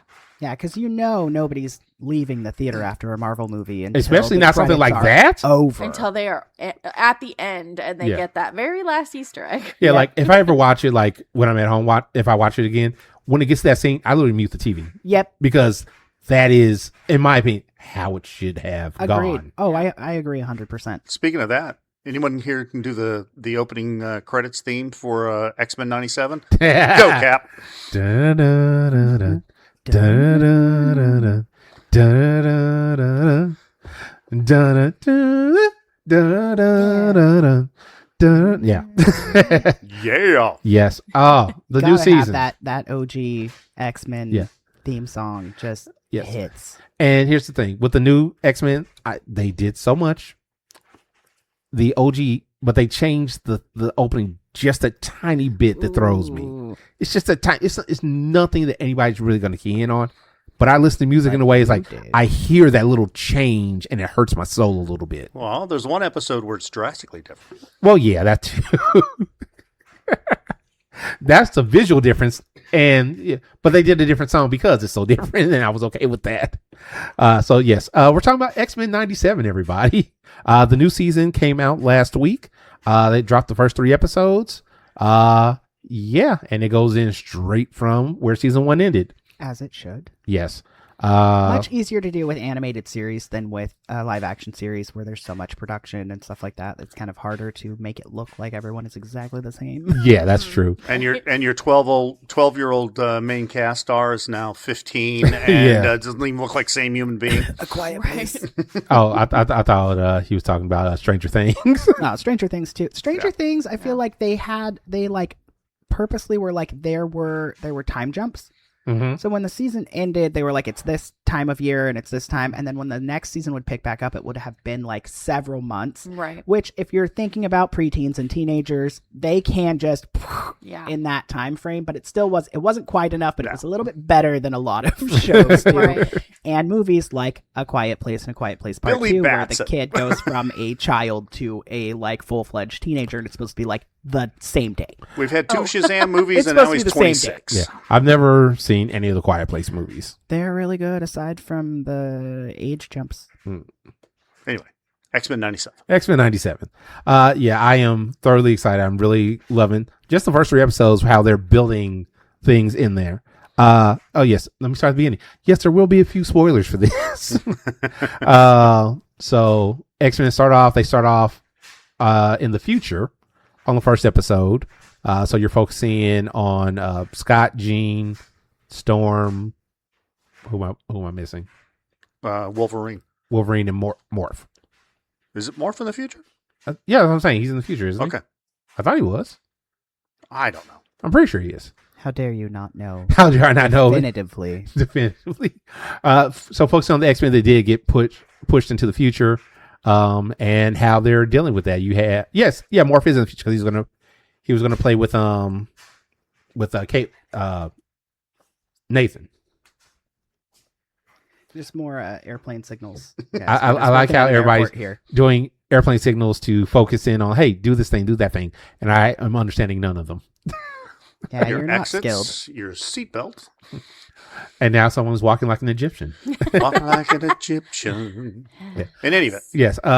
So I realized that I did find it funny. It's like, Nathan is this super powerful telepath. How does he not know who his parents are when they're right in front of him the whole time? My thought was, okay, Jean must be blocking him somehow. That'd be the only, because in the comics, he has to use a bunch of his ability to keep his arm to keep his body from turning into a robot, basically. Yeah, that's why his arm is like that. Like, oh, hey, his arm's like that because he was able to stop it when it got to that point. So my drawback with this is that I always hated Cable. Really? Wait. Just like I couldn't stand the character of Cable. And this... I was like, cable TV? I mean, I guess. Yes, absolutely. Cable television. Boy! So, like, it was my least favorite character. I just didn't like Cable. And did not realize he was Scott and Jean's spoiler son. alert, Scott and Jean's son, and from the future. I didn't understand his backstory. Technically, yeah. Technically. In any event, and now the entire focus of this season, well, not the entire focus, a huge focus of this season is that, and I'm like, oh. I'm like, well, that was a bit of a letdown. Not that it's not good, but it's just not the thing that I would like to be focused on. Yeah. Well, I'm here for the duration. It's a good show. At least he has feet now. And the animation's better this season. The animation style is actually somewhat better this season. It isn't as flat. It doesn't look like it was just just drawn across a little bit of cellophane and tossed out the window of a fucking Peterbilt truck. And there you go. Good enough. Run with it, fellas. So, yeah. Listeners, you may or may not realize this, but Shock was not a fan of the animation style of the classic X-Men cartoon. No way. No. I would never have known. I would Never, never ever? have guessed. I should let my opinions be known more. That's all I You should speak up more often. That's it. Yes. All right. Yeah, you don't talk enough, Shock. That's the problem. All right. So here's the thing. I know I'm going to give child your opinions. I haven't watched. That's right. You haven't watched it. I'm so sorry. I haven't watched it.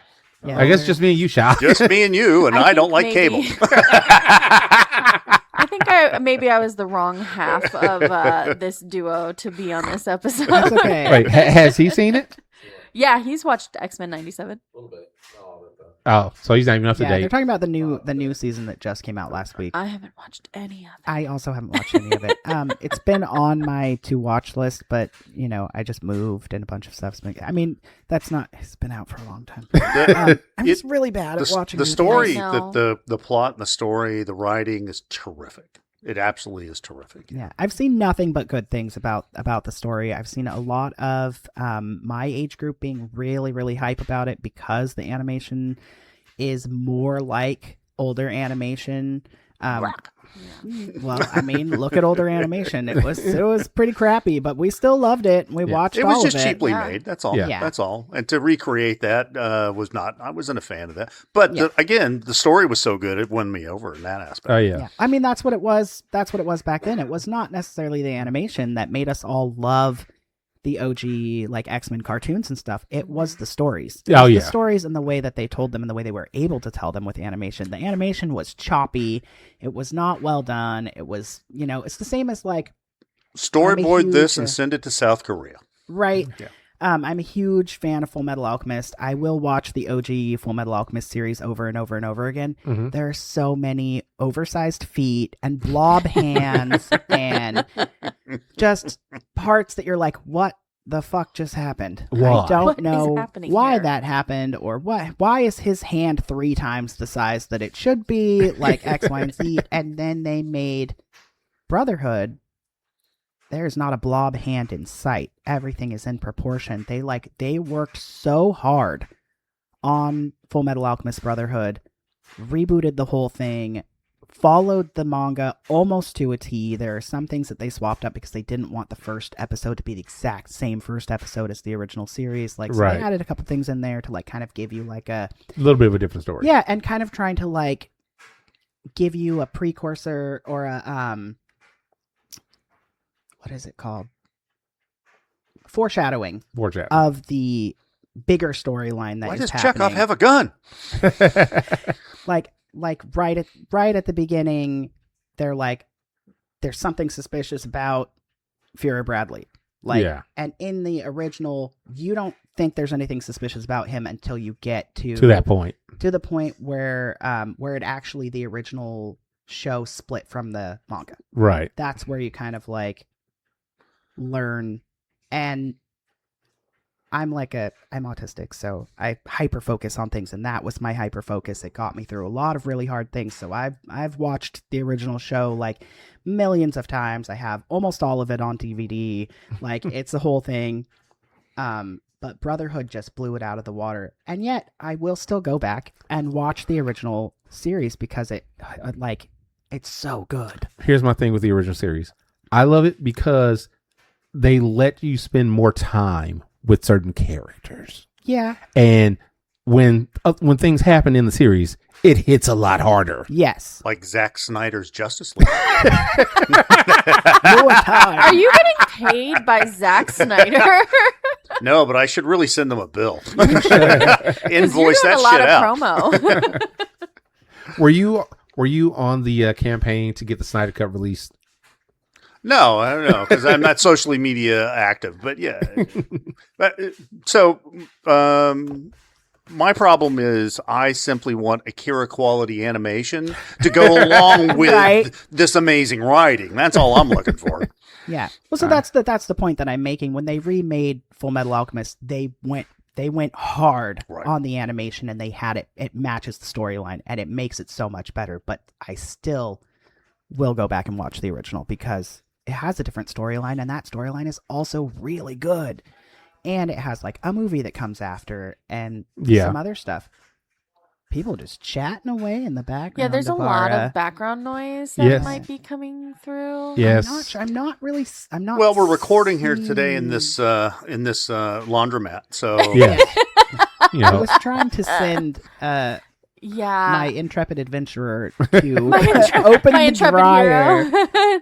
well, D20 if we got lost in could translation. close the door between the laundry room and the hallway, that would help. I think That it's would- closed because It was I not- asked to go close it, and it was You I'm reopen? seeing. it was not A gonna. Oh, it weird just light. didn't stay closed. It's okay. because now it's closed, Now it's closed. All right.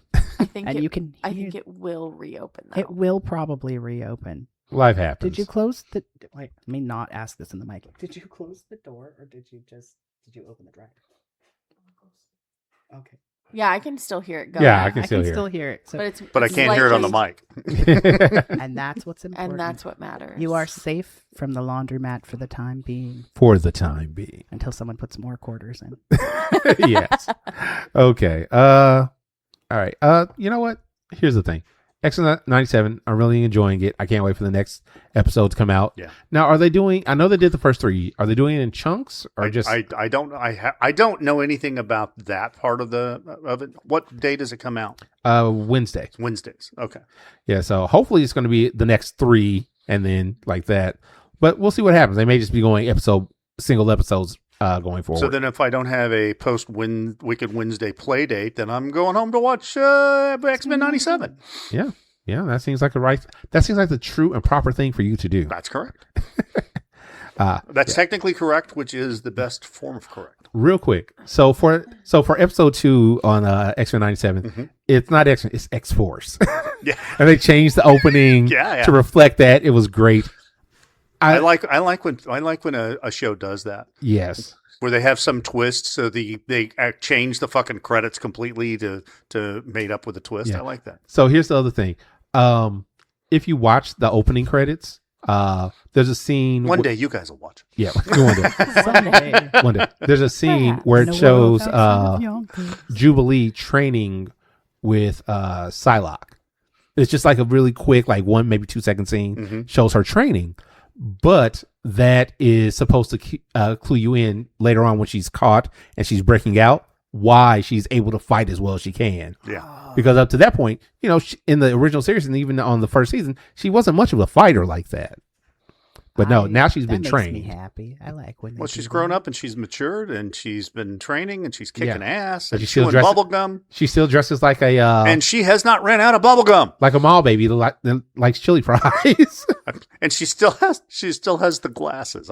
She does. Oh, in the I don't know what the wraparound sunglasses. Yeah, there's a particular name for that fucking. I know. I don't know the name of it anyway. But no, in mall shades. And we definitely don't have search engines at our fingertips. No, not at all. Or a computer. Because it would be impolite to have your phone out during a recording of a podcast. It really would be. I know. It would be so rude. So very rude. So rude. Just holding a phone in your hand, it would just not be. What the are vibe. Jubilee's glasses called? No, what I was going to say is search big titties. Anyway, go. Well, that too.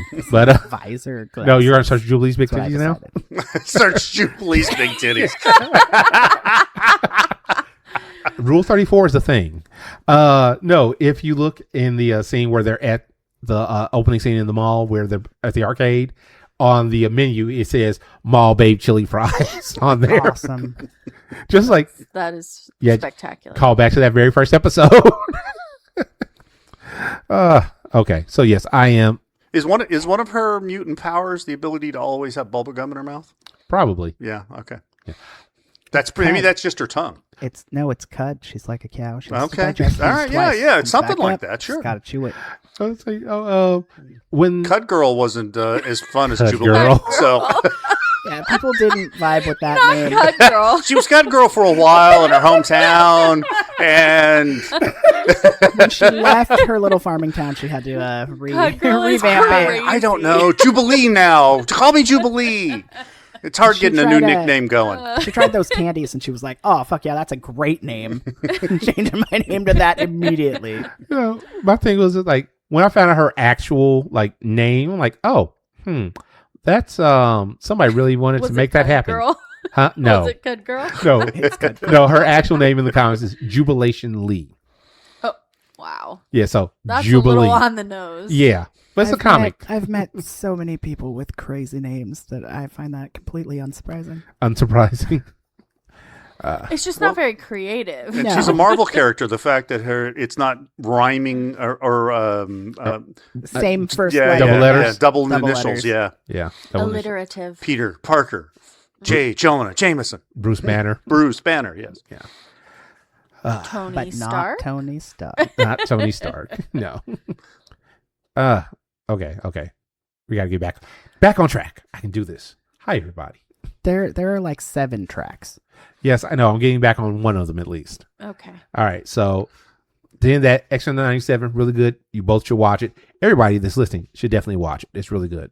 And if you watched it once, watch it again. Watch it again. All right. We're gonna move on to the next topic.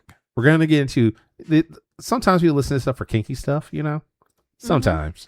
There's kinky people listening to this. You did not reveal that to me when you asked me to come on. I'm going to have to leave. We were going to be talking about kinky That's stuff. Inappropriate. It's just not Do a people thing. know I'm kinky? I don't know. Do they? Yeah. All right. So one of the things, how do vanilla hobbies help in kink journeys? How many times have you heard somebody referred to as a Boy Scout when they can tie really good knots? That's true. I waggled my eyebrows. You can't see it through a microphone, but I couldn't resist. Yes, the eyebrow waggling was indeed there. I saw it. I feel like there are a lot of ways that vanilla hobbies can influence kink and help you in kink. Not only being like the ability to focus down on something and learn how to do it, which is a lot of hobbies. You got to like research it, figure out how to do it and how to do it safely. It's burning your hands with hot glue like we do all the time. And obviously things that have to do with like rope macrame. Arts and crafts, like man. Arts and crafts really can bring some of the intense beauty that draws a lot of us to watching other people's scenes. Woodworking and furniture making. Yeah. Oh, yeah. Oh, 100%. Yeah. So just general mechanical skills that if you have any kind of hobby where you like to make things, almost any of those can be perverted into lovely kink skills. So here's something that a lot of people don't initially think of. D&D. Using your brain to come up with a story, some sort of Scene planning. There we go. Role scene playing? Role playing. Yeah, Yes, role definitely playing. role I playing. just like ate the mic. Like Yeah. It's okay. Like when you roll the dice and you play them. Role play. Yes. No, but it's live action role Role-playing. playing to Yeah. an extent. It's tabletop role playing, but you also can role play in other kinds of areas, but it also can lend itself to the mindset that you get into, or the headspace Yeah. you get into. I was Being I was comfortable playing a character in a scene is really difficult. It's actually one of the things that stops people from doing scenes that are role play based. Interrogation scenes, things like that. It can be really difficult to get into the headspace. That's of why an theater kids are interrogator. really kinky. Yeah. Yes, they are. I was I don't know if that's why. I was going to say, The Venn diagram is almost a perfect circle. It's a almost. stack of pancakes. It is a step of pancakes. I was going to say, and well, the thing is, not even specifically with a role playing scene, just because I've talked to so many people, like, I don't know if I can get myself in that mindset to, actually, be a dominant to my partner. I don't know if I can be as submissive to this person because I'm used to this person. I've known them for years or whatever. I've always had this thing. But being able to say, hey, I'm playing this role and I can separate myself from that and just go into it and just like lose yourself in that. Yeah. So, yeah. Well, I will say that there is a difference between headspace and roleplay, and it comes out a lot in the age play community. So there are several different subsets of age play. There are people that age regress, which is when you have like a full-on headspace that you go into. It's the same with pet play, which we more inclusively call critter play because not all of us are pets. But there are people that are just like, yeah, I'm just playing a role. And then there are people where it is a legitimate like state of mind that you go into. And so the negotiations for that change depending on which subset you kind of fall under. Because if it's a headspace, once you're in there, you can't really change the negotiations, similar to like when you're in a scene. You can't change. You can take things away, but you can't add anything. Right. Never add things when you're in the middle of a scene. Once you're in headspace, and it's the same with age play. If you're with a little and that little gets into a full-on headspace, they can no longer consent to changes. And that I think would also, I would suggest, away from improvisation where you're changing things on people in really any kind of scene. Yeah. Just because, like, unless it's necessary, it can be difficult once you get into the scene for the other person to fully consent to any changes that are at all. being implemented. And where would communities be event-wise without people that have organizational skills and hobbies Mm-hmm. to run and organize events Yeah. and keep track of members and just fill in this huge blank of skills Thank that you, are Captain. cross-applicable. Huh? I said currently, thank you, Captain. Thank you, Captain, for running yourself ragged Oh, I was like, what, what am I being thankful for? to keep events going. And Yeah. also, I don't feel like we say this enough, but thank you so much for all of the work that you did to keep everyone connected virtually Oh, during COVID. during the lockdown, because aside from the Visalia Munch group, which was doing those like monthly online classes, Mhm. you were the only other events happening. Oh, You were running the only other events that I was seeing happening for several months. I did not realize that, honestly. Yeah, it took a lot of time for other people to pick up on like, hey, nothing's going to change anytime soon and we need to start doing something to keep people connected. Your desire to be connected to other people was huge for keeping this community alive enough for people to come back when it came back. And bringing new people, apparently, during that. Mm-hmm. Because all i.e., these new people- Bosub. Yeah, all Right. these new people that couldn't come to any events and were interested and were finding FetLife and were finding these kind of things, couldn't go to anything, had somewhere to connect to people, and it helped a lot of people who are maybe more introverted to get connected to the community as well. So thank you again. Although for that. we are here to point out all your flaws. So we've got a list. Yeah, I've got here. Let me grab. We my have phone. we have a pro con list. Pro list, he helped the community keep going. Con list, so much more. Looks like Santa's list of bad girls. I want Santa's list of bad girls.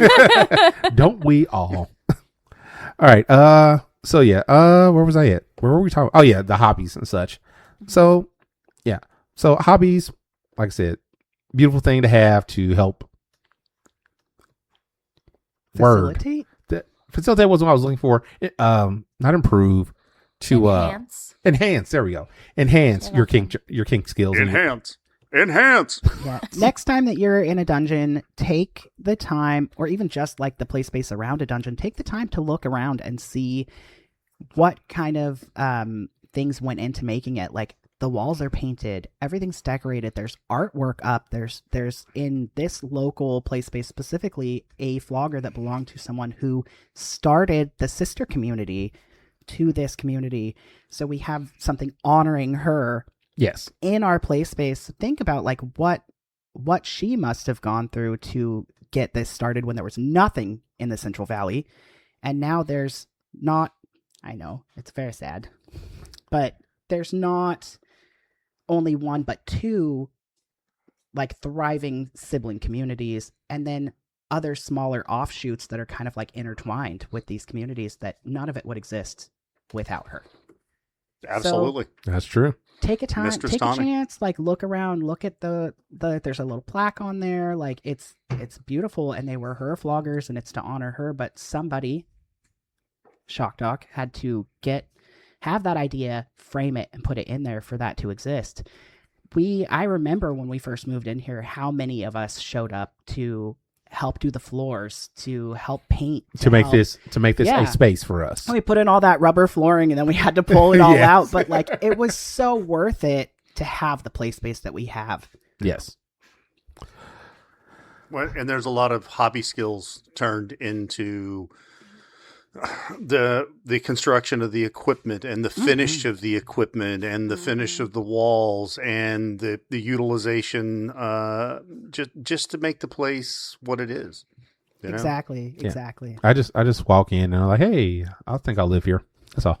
And I think the nice thing too is you can always find people who have similar hobbies, but even though we have like this shared hobby of kink, there's also other people that you can find that have similar hobbies that aren't related to kink. Right, so that's true. Dungeons and Dragons, right? Yeah. Like Yeah. there's a We may bunch be of nerds, people, some of us. that like to also, or there's other people who also like to do woodworking or crafts or things like that.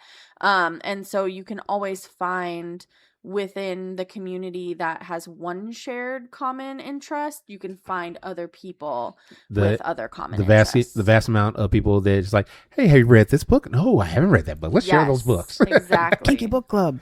Speaking of, I have a series of graphic novels that I ended up with 2 copies of somehow. Fantastic series, and I was thinking of donating one of them to the kink library that exists by the front door here, if that is an interest. It is a lesbian BDSM graphic novel. So it's Wonder Woman? It's called Sunstone. I love that interpretation of Wonder Woman. Well, I mean, that was the original Wonder Woman. Oh, yeah, okay. That's what it is. Wait, have you never seen Professor Marston and the Wonder Women? I've heard of it. You should watch it. You should definitely watch that. Okay. 100%. You should watch it. They were practicing BDSM. There are so many scenes in Wonder Woman where they're like tied up and being tortured and all kinds of. It's fantastic. Yes, but OG Wonder Woman, like original. Yeah. But what I love about Sunstone is there's the awkwardness, there's the going and learning stuff, there's the miscommunications, there's the negotiations. What's the name of the stupid movie? Not stupid movie, but Love and Leashes. Yeah. Love and Leashes was really good, but it had some flaws. They always have flaws. Some flaws, but I will say that Sunstone and the artist that draws Sunstone, which now has like several sequels and is still ongoing. Has also drawn a lot of comics for DC. Interesting. I'll say you wrap that back around. Yeah, so that's kind of like, and he has a FetLife account where you can friend him on Fet, and he talks to, because he's not like necessarily kinky, but he does his research and talks to people in various kink communities to make sure that he is giving an accurate portrayal and getting things right. Very nice. In his comics. So that really drew me to it. And he used to release it page by page on DeviantArt, the like unedited pages. So there'd be like typos and stuff. Some like pencil lines, X, Y, and Z. Little was things. So fantastic to get to like see an update every week and like read this story. And it's so like real and organic. And it talks about like getting nerve damage from rope and different types of like issues that you run into in the community. There's a woman that ties herself up because she's going to like surprise her dominant when he comes home, but she uses slip knots. And somebody just happens to come over and find her. And so she's got like permanent nerve damage in her hands from what happened. And that's just like not a thing that people tend to put in those kind of comics. It's not as romantic. Yeah, it's not. So they went a lot more. It's not as sexy. And then they go into like two of the main characters used to be together, and they learned a lot about kink together, but then they ended up both being dominants and having a hard time submitting for each other. And so they had a huge struggle, but they're still like best friends and they love each other, but they were just like, this is not working because I want to be in charge every time. And the guy's like, well, I want to be in charge every time. And they're like, well, then we got to find other people because this isn't working, which is a struggle that we do run into in this community where you might have a really good connection with someone, but you are just not compatible in kink. Nope. All right. Okay. Because I'm looking at the time.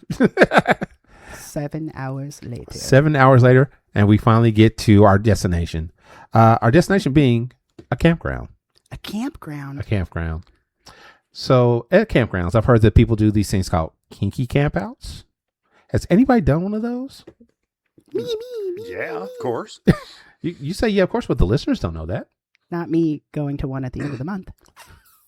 There's one at the end of the month. What are you going to? There is one. It is called Dam Camp. It's run by the Dam Ranch, which is in Madera. It's the play space in Madera, which a lot of people don't know about it. It's a fantastic place. It's run by Audio Diva and Moby, and they are wonderful.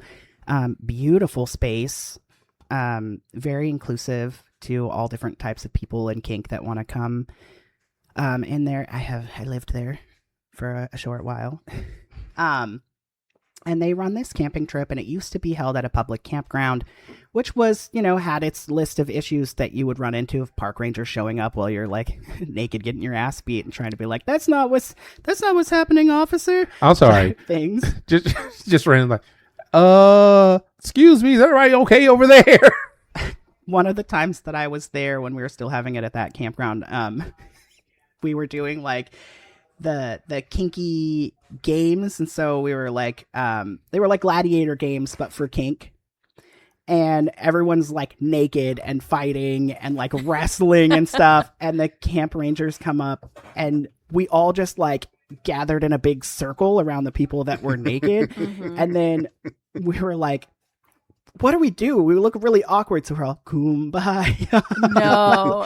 And the person in the middle is just like, red, really loud, just like scream. She was like, I can't hang with that. And we were like, we're sorry. Like, Oh but it my was gosh. so funny. So a few years ago, one of the fires that went through the national parks here, the Sequoia National Park, decimated that campground in that area. And so we were kind of like waiting and seeing like what was going to happen with it. And then one of the community members was like, hey, I have a piece of property. It's really wild and overgrown. If we can get up there and work on it and clear it out, then you guys can have damn camp there. I think we were talking about that earlier, about the communities coming together. Yeah, absolutely. So a lot of us went up there multiple times over several months and dug out campsites and created pathways, and we like took a wood chipper up there and we got all the dead wood, made it into wood chips, and like paved all the pathways with it. Like there was a lot of work. I would say at least 100 people just like switching off and going up there and helping with stuff. And now there's just this whole space that is just created to have this camp out every year. And it's fantastic up there. It's beautiful. Everybody goes and like works together. And on the cost side, it is very low compared to the price of most kinky campouts. So what is the general price for a kinky camp out to your knowledge? The ones that I've seen tend to range between like 100 and something to like 300, but Dam Camp costs $50 for the weekend. Mm-hmm. So you can go as many days as you want. I think Is it just a weekend? I think Audio Diva is going to be up there for like 5 days. Yeah, Audio Diva is going to be up there for like almost 2 weeks. Oh, this year. She's coming down a couple times to like revamp on groceries, and then she's like going back up. Okay. So that's essentially, she's going to be there for a long time. And they were like, people are welcome to come and be there the whole time that Audio Diva is there. But if you only come for the Friday, Saturday, Sunday, you get fed meals those days. Oh. I think it's Thursday night through Sunday morning. You get like Thursday night dinner, breakfast and dinner on Friday, breakfast and dinner on Saturday, breakfast on Sunday. Included in that $50. So that means you only have to bring enough food to kind of like sustain yourself for like lunch and snacks.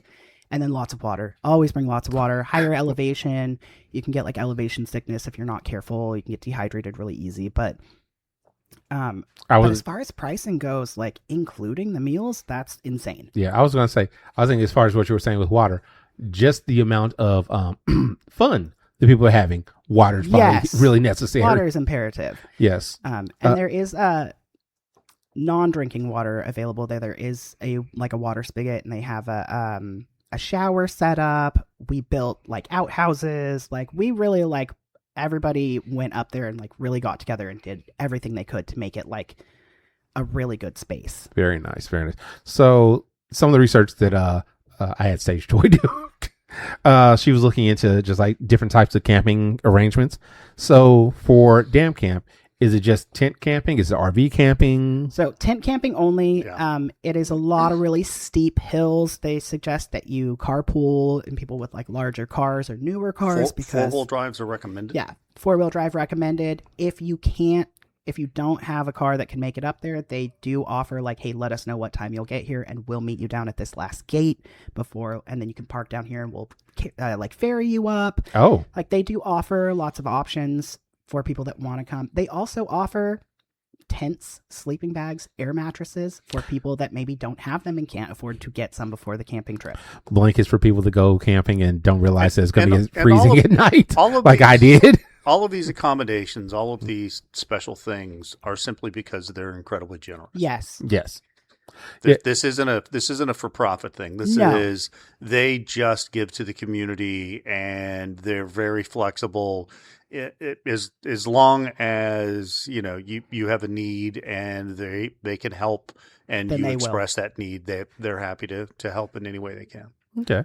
So as far as some of the other things here, I'm looking at for just general camping things around the country. Yeah. A lot of times, so like have classes, workshops, specific play events for things like that. So at Dam Camp, do they have anything like that? So it really depends on who is going to be there and what they want to offer. So I often host when I go up there, I'll host like a Littles event. I'll host a pet play event. I was going to say a romp. Yeah, a romp. This year, Oh, real quick. For those who don't know, what is a romp? a romp is when a bunch of people come together in a room and become animals and jump and play all over the place Okay. and eat a lot of treats. Eat a lot of treats. That was a fox response for you there. That was your fox responding? He was like, "This is what we do," and I was like, "All right, you could say that if you want to."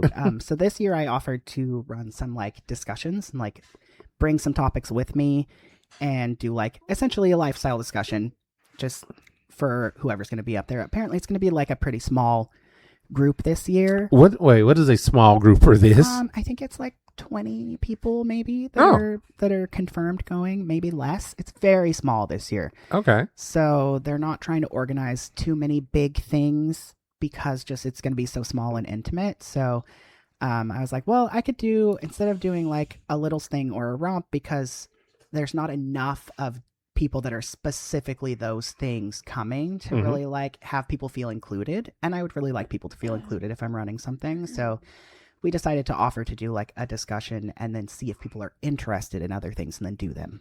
Okay, I get that. Let's see here. What else? So yeah, you were talking about the pricing. One of the things that she found was the costs are generally around $300, but then that $300 is to include the food and to pay for the event or for the organizers, all that stuff. So Dam Camp is really like a great fucking deal. It is a great deal. And camping anywhere from like I think she's going to be up there like 12 days. So you could camp for up to like 12 days. But you only get the meals for the actual for those event. days. But if you go up and you camp for all those days and you volunteer your time to help like get other people's campsites ready, help, in the kitchen, help with setup for everything, like the shower and all of that, then they're like, oh, well, we'll feed you, essentially. Hey, Princess, good question. Mm-hmm. Have you gone camping? I'm not a camper. Are you a glamper? I will glamp for sure. I used to go camping against my will as a child. And that's really my experience. I have not gone as an adult because I just don't enjoy it very much. It's very uncomfortable, and for someone with a lot of chronic pain and chronic illnesses, it's very difficult to be out there like that. And here's the thing. I understand. I don't have the chronic pain like that, but Don't lie, Captain. It's also not fine like to hers. just not like to hers, rough it. Yeah. No, my thing is this. I've been camping since I've moved out to California. I went beach camping because, hey, I've never done that before. I'll try it out. I went camping. Sand. Yeah. The sand wasn't the problem. The problem was the fact that it got to like freezing temperatures at night. And It's I didn't very know cold. that. And I did not bring blankets that first night. And everybody kind of chuckled at me for not doing that. And then gave me so many blankets for the next night. But I've also been camping up in Tehachapi where it snowed. I didn't move out here for snow. Right. I did not move out here for snow. left You the camped snow. at my house. I and it know. snowed. Yes, that's what I'm saying. And it was like, what was it, like May? It was wild. We were not expecting that at all. Yeah. We weren't even expecting it to rain. Like, I had checked the weather. It I was had so everybody up cold. there for like bet. a kinky, like just a miniature kinky camp out at my house because my mom has property off grid. So no running water, no X, Y, and Z. So it's essentially camping. Luckily, there was an inside the house for people to go into when they got too cold, because it also, you get winds up to like 120 miles per hour. Which is why sometimes. the tent I was in was on its side when I woke up. Yeah. We had to rescue someone from their tent because the side had collapsed onto them. So most people ended up inside the house. But luckily, there was a house for them to end up inside. That was a interesting experience. Just came in and you and I think it was you and Britter. You and someone were just knocked out on the couch, sitting up, all snuggled up with each other, and it was very cute. Because outside was no. Because outside was no. Yeah, no. So yeah, as far as camping, that's part of the reason why I don't go camping, because I'm not built for camping. Me either. Yes. The first time that I took my now wife on our family camping trip, we had to go into town and buy her more blankets at the thrift store, because she was like, I'll be fine with this one blanket. I was like, okay. And I packed, I take a down comforter with me every time that I go up there, but she was just like, it's not enough. It's not enough. So we had to go to It's never enough. And now one of those blankets is like her go-to blanket, so it worked out. Yeah. Real quick, getting back to just camping in general, though. If you're going to if you are hearing this, you're like, you know what, kinky camping sounds good for me. One of the big things you do, vet who you're going with. Yes. Vet your organizer. It doesn't take much for somebody to post up something. Hey, I'm hosting a kinky camping trip, and you get there, it's like, where's everybody else? Oh no, it's just you and me now. Yeah, don't go to the kinky equivalent of the fire festival. Anybody? Are you okay over there? It's just you and me now. Anybody can post an event on What? FetLife. Nobody else showed up. Well, That's walk so in weird. there. Looks like we'll I have to hate play. when that happens. Well, I guess if you want to play, you're gonna have to play with me now. Me and immediately you just and this driving bottle of away. lube. Me and you and a bottle of lube. If you're, Camping and a fucking in the tent. Anyway. you're lucky if they have the lube. There's gonna be so If it's many yeah. little shock dog songs at the end of this episode. Just keep them all. Just have a folder in your folder. just like little shock dog songs. And just keep Little up- shock doc. Keep Little yeah, shock. little shock. Little. And keep, Little like, Little shock. and keep like little snippets of them to like put into future episodes. Me and you and a bottle of lube. Yes. Whenever lube comes up in future episodes, I'm going to have to do that. Just gotta get that 50-gallon barrel of lube. God. Never 50-gallon. run out. You would think that. But you would. Somebody will. I would run out. Somebody will. So, let's see here. Definitely vet whoever you're going camping with, whatever, if it's going to be a big event. If it's been something that's going on for a while, see if you can talk to people that have been to that event before. Get their opinions. If it's something that's brand new, talk to the person like, hey, by the way, have you done this at all before? Things like that. Obviously, people can lie. Did you just like move here and it's your first event here? Or, because some people do come from like other kink communities in other states and other areas. Mm-hmm. So it could be that, but if they tell you like, yes, I moved from this other place, maybe reach out to that community in that area and be like, hey, what do you know about this person? Yeah. And one other thing, I've always been a big advocate of if somebody moves somewhere where there isn't anything, say, hey, I know it's difficult, but try to start up your own thing. It's going to be hard at first because you don't know anybody kink related out there, most likely, but try it anyway. As long as you are able to do that, the people will, in theory, come out to say, yes, I support this and I want to be part of this. If you build it, They will will come. come. Yes. But not in Tehachapi. They don't come into They Hatchby? don't come in Tehachapi. Oh, don't They're move too there. scared. They're too scared to come? That's why the population is dropping. Nobody comes into Yeah, Ashby. nobody comes in Tehachapi. Actually, highest teen pregnancy rate in the country. What? What? Tehachapi has the highest teen pregnancy If rate. they're beating in the Alabama, country. that is So fucking saying someone's coming something. into Hatchby. It's a lot of teenagers. A lot are of coming into teenagers, Tehachapi. apparently. It's because there's fucking nothing to do up there. There's nothing to There's do fucking. up there. So No, there's they be fucking to fucking. do. So they're either on drugs or fucking or both. That Or is the both. teenagers in Tehachapi. Everything closes at 6 p.m. Except the thighs. except the thighs Wow. and the grocery stores. That they're not buying 6 condoms p.m. from. Everything closes. All the thighs open. Yikes. Nobody's Open buying. for business. Nobody's buying condoms up there. Apparently not. Apparently, not. Remind Not me enough. to move there. Or they're just not using them. Well, I mean, blame the modern stores aren't education open. system. Education, what's that? Exactly. My man, Education. I was so. This is gonna sound so mean, but I was so distracted when I was in my health class and they were doing because the teacher was not a. He was a PE teacher, but they like pulled him to teach the health class. They did that in my school too. I They did swear, that in Mean this Girls. man rubbed some kind of oil on the top of his head because the light reflected off the top of his head to the ceiling, and it was so incredibly distracting. But did he say, don't have sex? If you have sex, You'll die. you'll get pregnant and die. and die. He did not. He did not. Because that's your classic But we PE had to like teacher go teaching get health. like a form didn't- signed for him to be able to teach us the sex ed part. Didn't Trudy say, I'm not sure, I'm not about when or how, but at some point, every single one of you will get raped. What? Reno 911. It's the Yeah. sex Oh. ed talking Reno Yeah. 911. I've never actually watched Reno 911. Oh, I Oh. haven't either. Wow. Okay. That's An The audience first member the just said first that they season is have. one of the funniest things you'll ever see. okay. I think the most I've seen, I think I saw a clip of the movie for Reno 911. I think that's all I've seen of it. Yeah, watch it streaming. It's on Something. Yeah, it's on something. several It's things. on something you pay for. It's It's on something you have a subscription to. It's something you're ignoring. Paramount Plus. It is on Paramount Plus. probably is.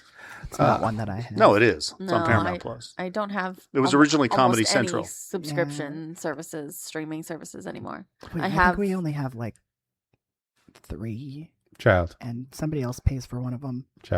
I think we have Your mother loves 2. you.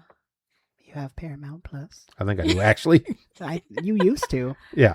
I Here. just wasn't sure if that was one of the I didn't ones mean that to you derail could this get. conversation. No, that's fine. That's fine. It happens. We all know this. It's okay, we just switched tracks. We're good. Yeah. We're going back to the camping trap a little. Camping trap. Trap. Yeah. Camping trap a That's little bit. why Try I to don't go camping. try to avoid the camping trap. Right, because I'm out here trying to avoid the camping trap. Let me tell you. So let's see. There's kinky camping pretty much everywhere. Yeah. It's So a big thing. It's a big thing. on the East Coast, apparently, Especially at Crystal Lake. Yep. no, I will not go camping at Camp Crystal Lake at But all. it sounds so fun. No. Wait, I hear it's really the sexy. Town of Crystal Lake. Wait. No, Camp Crystal Lake? Do you not know what Camp Crystal Lake is? It's the setting for Halloween, the movie. No. No. No, No, Friday- Friday the it's 13th. not. Friday the 13th. Oh, all right, Okay, I got it that's wrong. why Yeah. I never watched the. I was like, if it was in Halloween, I would know it, but it's not. Friday the 13th. Speaking of Halloween and going to derail the conversation again, It is not spooky season yet. it's not spooky Yes, it season yet. No, the is. movie. I'm talking about the movie. It's official. The very last one. No, the second to last one. The one that came out before the last one, where the one lady like stabs him, and her name is Karen, and I was like, that's what you get for her being rude to a Karen. I couldn't hold it in, and then everybody was cracking up, and I was like, yes, Stab Karen. this was the time. Also, it is July 5th, which means this is Halloween. Halloween. This No, is God. Halloween. Halloween. There are more things before. Nope, There's nothing else. it's only Halloween. Just Halloween. It's Summerween now. It was God. Pride and July 4th and now Halloween. Yeah, that's how it goes. That's how it. Don't you know the schedule? I know my birthday is coming up. Your birthday is Oh. coming up. And your birthday's in Halloween. It is not in Halloween. Yeah, Halloween birthday. Halloween birthdays. Spooky. Christmas in July. Thank you very much. Anyway. All right. Let's see. Where was it? So, I think all these are in Maryland, if I remember correctly. Let's see. So there's Beltane. So we're going to start with Maryland. Good deal. Yes, there's like several campers. Like April's, they got one called Beltane. May and June, they got one Crucible. Ooh, that Those sounds sound like nice. witchy camping, I not wanna kinky go. camping. Immediately. Because I'm like, in- Beltane hold on. is a witchy Hold on. celebration. Porque no los dos. I mean, there's a I mean, there's a lot of very overlap. strong overlap. Yeah. Back to the but stack of pancakes. yes, again, At 2, Beltrain? At 2? Had to. Let's see. There's one called Fusion, and I like his one in September. It's called Summer Camp. I love that. Let's see. Sometimes you didn't get to go to summer camp, and You you, know, gotta go I- as an adult and I beat did somebody go up. to summer camp, and I would go back to that summer Same. camp. I would go. Dude, I went as to an summer adult. camp. I went to summer camp from age like 10 all the way till I turned 18. Oh wow. Yeah. I love rode summer the camp. train by myself To go to summer camp. to go to Northern California to go to the same summer camp every summer. There was a really sweet old lady that lived in the town that I grew up in that sponsored low-income kids to go to this summer camp, and she paid for me to go every year for like 8 years. That's awesome. Wow. I drove to Michigan to the middle of nowhere, and I went to horse camp, Awesome. and they had 75 horses on the property. Did you ride them all? And I would be there for no, of course not. I don't know. No, Ride you them can't. all, You can't Julie. ride all of them. But I would be there for I've never- 2 weeks. I've never been to straight. horse camp, so I have no idea. I mean, I don't even know if I interacted with all of them because there were so many, and there were so many of us. So Ah. there's a lot of campers, but also it was all girls. It was an all girls sleepaway. It was horse literally camp. horse girl. It was literally horse girl camp. I know. I'm a so s- happy for I'm you. a secret horse girl. That is fantastic. I don't think it's a secret at this point. Not anymore. I just outed myself. You But did. I am a horse girl with no horses because I'm from the suburbs You're a of horseless Chicago. girl. I don't know. I'm a horseless I'm not horse sure You're a if girl. horseless head girl. horse girl. Hold on. I don't know if you're aware. You live in Bakersfield now. There are horses available for people. I don't know where to find them though. Go to There you go. off of the- Internet.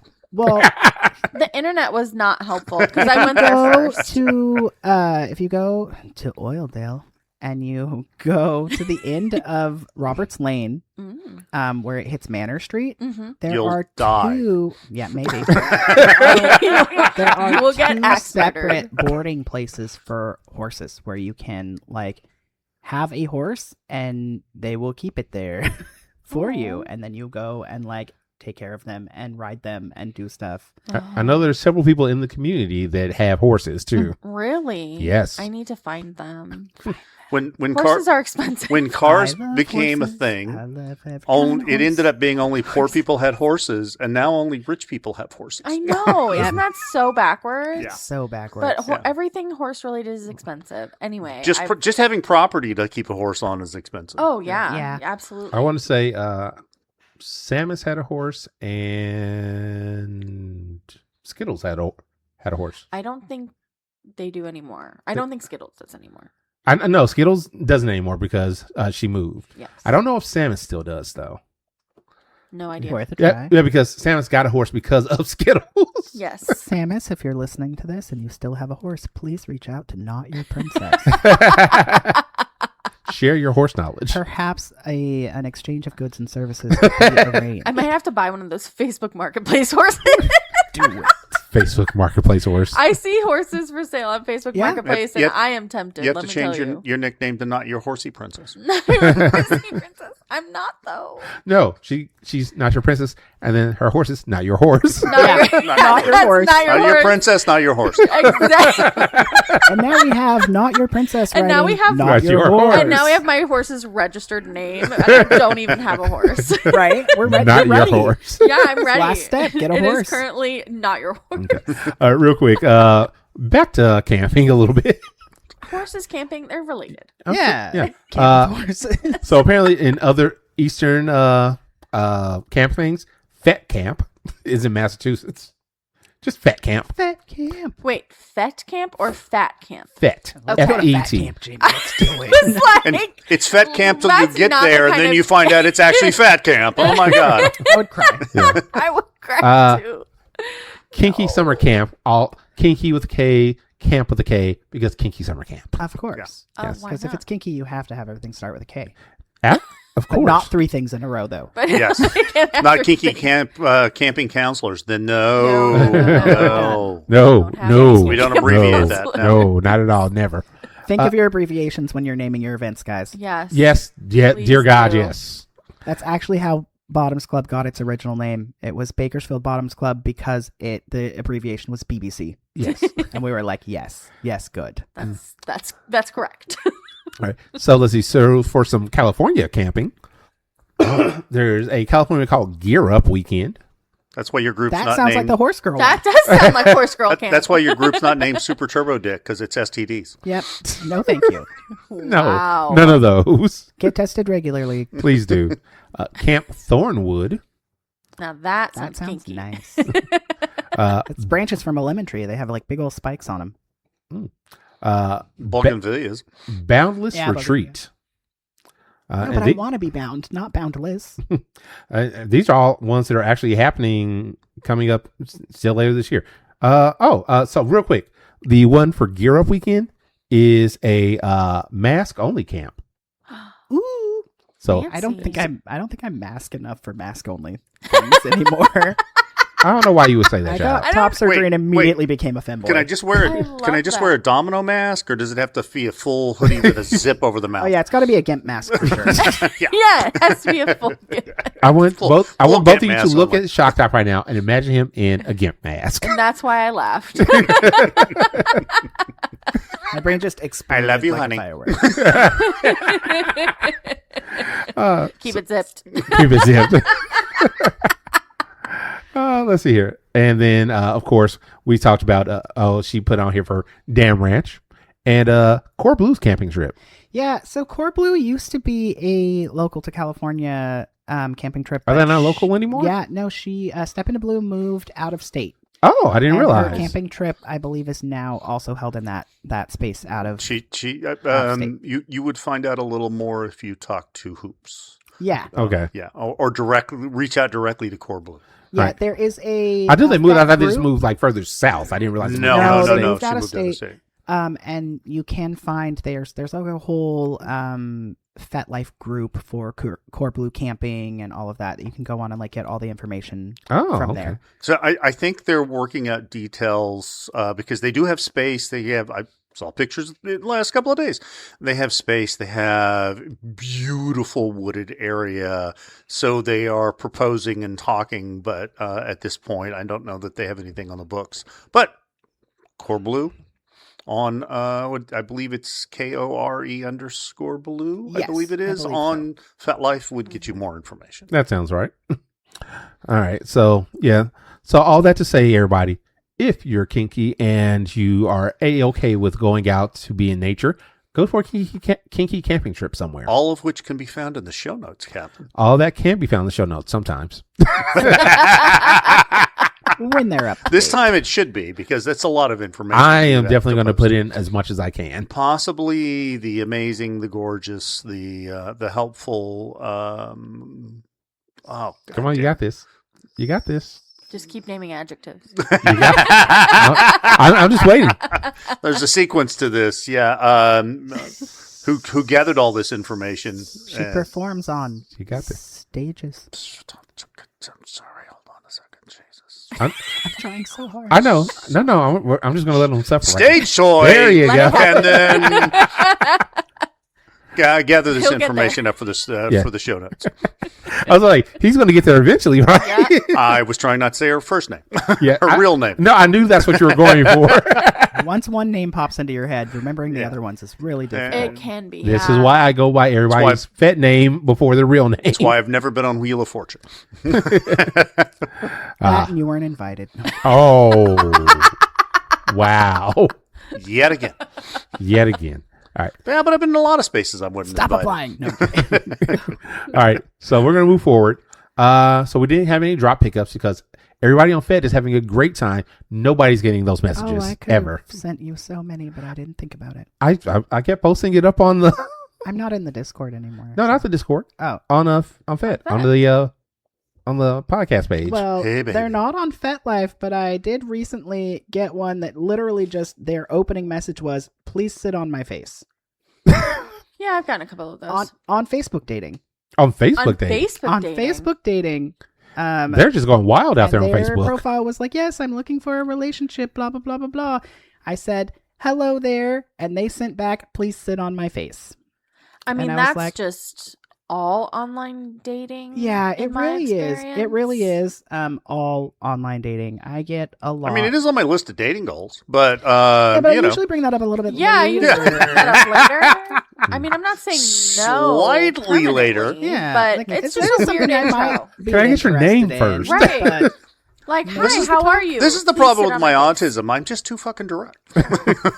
And there's nothing wrong with directness. I think it's more just a timing issue. No, Yeah. you completely. No, I definitely- Absolutely. I'm not Especially in opposed to dating sitting apps. on a face. I've I'm always just saying. I've always said it's about being pre-approved.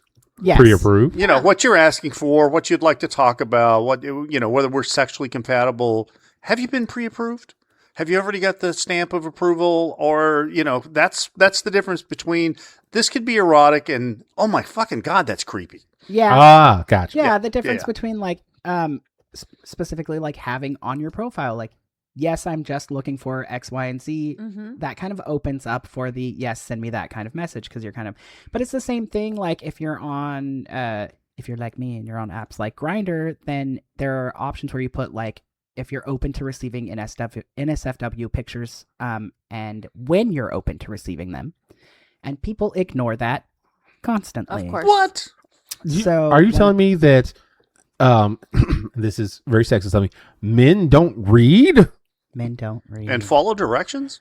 What are And directions? just ignore all instructions not to send nasty pictures? Yep. What are Yeah. instructions? I know, Yeah. right? I've started doing. Look, the I've looked at the thing. And therein lies the Hold on. problem. I looked at the picture on the box. I know how to put it together. Okay. No, you looked at the picture online and now you know how to put it together.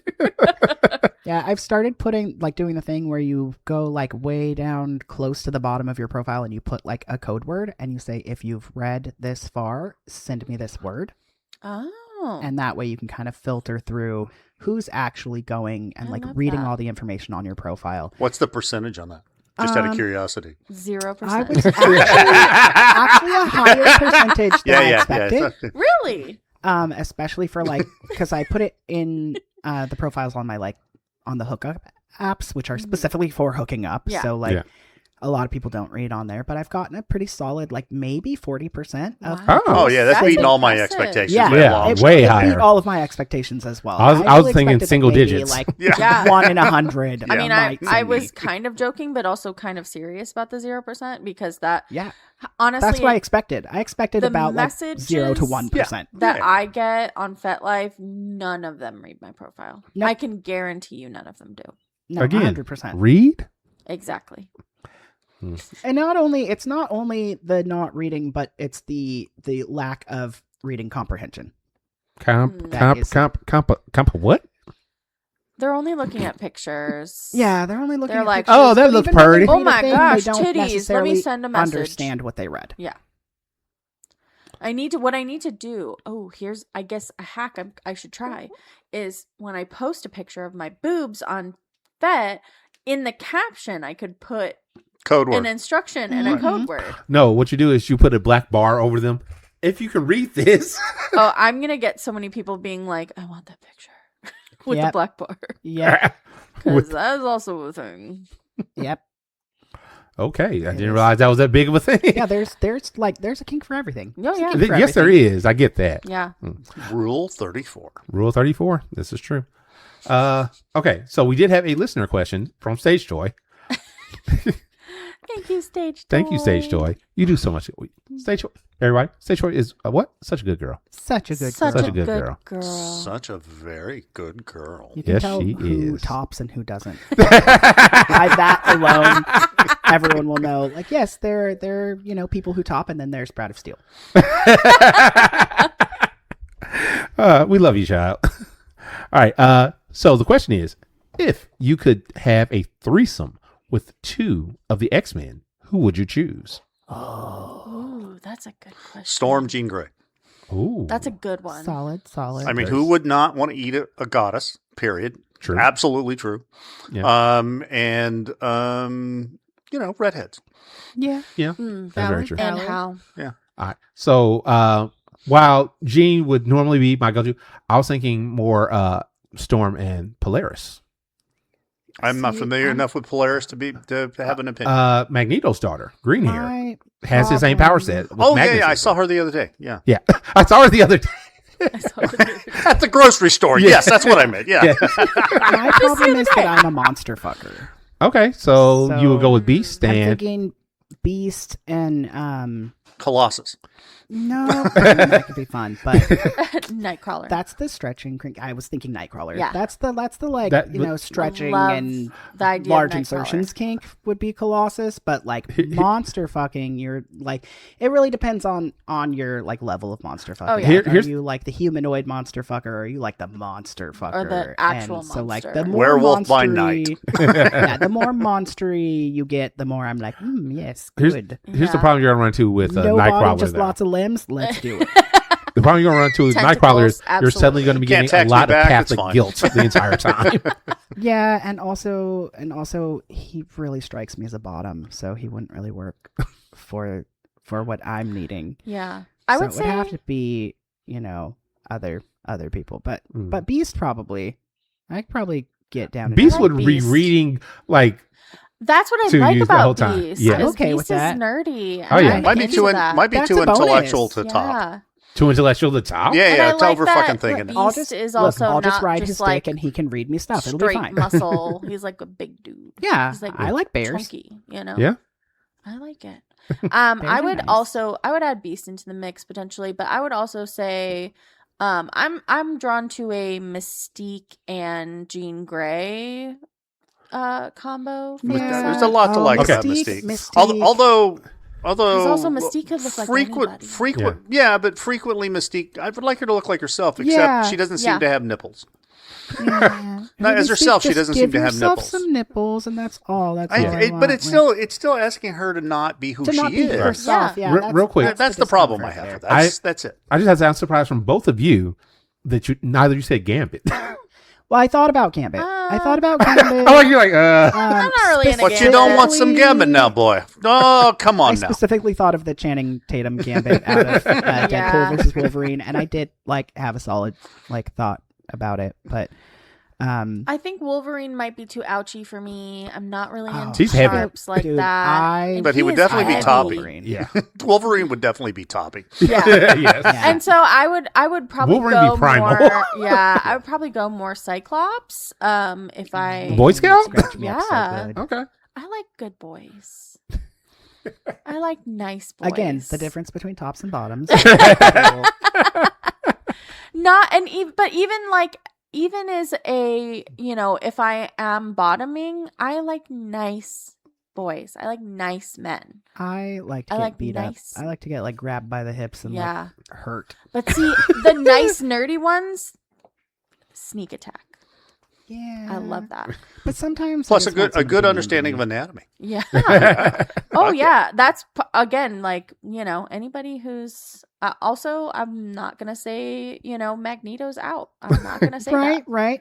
He could make so many things out of metal, that. Yeah. See, and then he could move them without man. And if he also, wanted to do like, a sit back and handcuffs? watch and make you do stuff, Magneto would be the one. Again. oh yeah. Your Benoit balls Part- going to fucking town. Yeah. Again, You Polaris. don't have to worry about losing them. Yeah, you never lose. Part of the reason I said Polaris is she can, hey, Polaris, put them up on the cross for me real quick while I take advantage. Right. Right. Yes. But you do have to think about that's the problem is that my autism is no, I got to go into all the details. How would this function? How would it work? Yes. Metal cuffs, not great. Not great. You I have wasn't to, saying, I at no point said cuffs. That's true. I mean, I did, but that was Yeah. me. Yeah. Yeah. It's just I was thinking of the magnetic metal cuffs that they put on Steve in Captain America Winter Soldier Gotcha. when they're Yeah, when they're fighting. super hot elevator fight scene. So hot. So, Him before we get beating started, everybody up. does anybody want to Wanna get get on? Yeah. I think they did. I think just did. Yes, we did. We Yeah, did want to get I off. got off just hearing you say that. But I'm still mad at Steve for abandoning Bucky at the end of Endgame. I felt like that was some fucked up shit. Yeah. It's I finally got you back, and I did all of this stuff to get you back, and now, good luck. Right. I'm leaving you to figure out the future all by yourself, and I'm going back to get together with Peggy. And also, have you seen Peggy? When she gets upset, if she finds out what he did, that he abandoned everybody and came back and essentially took her future from her. And because made she out with her had- niece. And made out with her niece. But she had a whole future. She had a husband. She had a family. She had like all of that. She had everything. Yeah. And he abandoned everyone else to come back and essentially rob her of that. Like, yes, he's giving her a different future, but still, I feel like how is he going to hide that when they get to the future and he's there fighting? Mm-hmm. And he has to be like, "Oh, not me." Like, she's going to be pissed. Peggy is not one to sit by and She's not be not. upset when Yeah. something happens. Let Based me on- make sure she never sees the news ever again. Right? So, Right. like, every time there's going to be a big battle, he's going to take her on vacation? Ex- Like, he what? knows when it's happening. He knows when it's happening, And but where. there's going to be... She's too smart for She- that. And I feel like they missed that. That whole ending for him did not make sense to me at all. And it was really out of character for him, I felt like. I thought it felt like it got the actor out of the park. Yes, Yeah. that was exactly they that weren't was it. thinking That about was the they whole weren't thing. thinking about the reality of it. They were thinking about getting the actor out of the part. Yeah. And now he's back in the part. Right. Because why? Hey, Because he'll why make not? us money. I know why. Yeah, money. Yeah, Yeah. Money, money, money. Okay. Money, money, money, money. All right. So we're close to the end here. I just got one more thing I got to go over. We have a giveaway, which I told about earlier. A giveaway. A giveaway. Of a A big giveaway. slappy leather thing that will hit you with thuds and stingies, depending on Flogger, how flogger, you flogger, use it. flogger. Yes, a Flogger. Thief's Touch flogger. So, listeners, the word for this episode that you're going to put into Candy's sweet box is going to be summer. Summer, summertime. And the living is easy. And the vocal Stylings. thank you, for this episode have been brought to you by the one, the only Lil Shock. Lil Shock. Lil Shock. Little shock. The LIL Shock. Yeah, Yeah. we're going to work on that. We can workshop it. We can workshop We it. can workshop that. Tall Shock. Tall Shock. Big shock. Big Shock. Big Shock. That was a big shock. You know, like little. Let's go big. Big Shock. You know, we can just go with Shock Doc. That was already there. It was. I mean, that's a Dr. little Shock. on the nose. Dr. Shock Dagonopus. We have to make Doc- you Doc Shock. slightly. I need a nickname for my nickname. Doc Shock. All right. Yeah, Doc Shock. Hey, Shock. your What's scene name, what's you that got phone your number stage for name. Candy's Sweet Doc Sweet Box? Shocktopus. Do what? What's that phone number for Candy's Sweet Box? 805-303-1173. Thank you there, Shock Doc. You can't tell that Infomercial he's been on voice. here a lot. Oh, This is his first time, obviously, being on this podcast. He knows nothing about it. nothing at all. So, listeners, again, the word for the episode is summer. Send that into the Candy's Sweet Box. You can text it. You can call. You should definitely call and listen to Candy's message because she wants to hear from you. I miss Candy. I I drew miss her in Cthulhu's hand once, in a car in Cthulhu's hand. You did. I remember that And picture. Brought it to her. She loved For that her picture sweet, too. Sweet box. Sweet box. Real quick, because I moved this down to the kink or fetish of the episode. I didn't realize how long we were going to go. You should have known. I should have known. I think we talked a lot about kinky camping. That might have been the kink or fetish of the episode. It was partially. The other It's thing, more of a venue. Public nudity. public nudity. But something that I did want to touch on: temperature play. Has anybody Temperature here? in this room is very cold. Yes. I was going to say, I hear temperature play is really cool. It can also be really hot. A little spicy. So, what is temperature I'm play? warming up to it. It's when you play with temperature. Wow. Warm, drippy wax. Candy Mountain. I knew one of you was going to do that. Ice cubes. Chilled metal objects. Making them stand outside in the snow and pee on their own feet. Wax play. No, Wait, what? Yeah, wait, are we... Not to kink shame, but ew. Shock. The sound. You said that as if That's you've done this so before. specific. No, absolutely not. I hate the snow.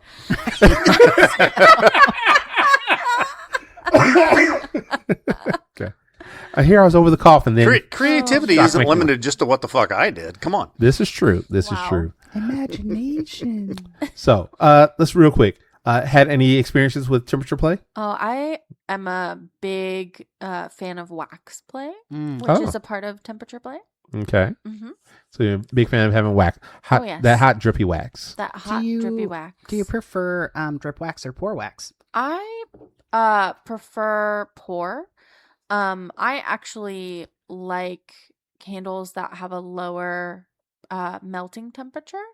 And I also actually, some people, this is also something that people don't agree on, but I like to have a lot of paraffin because then it feels really cool on, like when it dries and as it cools, and then you can do colder stuff on top of it, but then you can also do the sensation of scraping it off and it comes off really easily.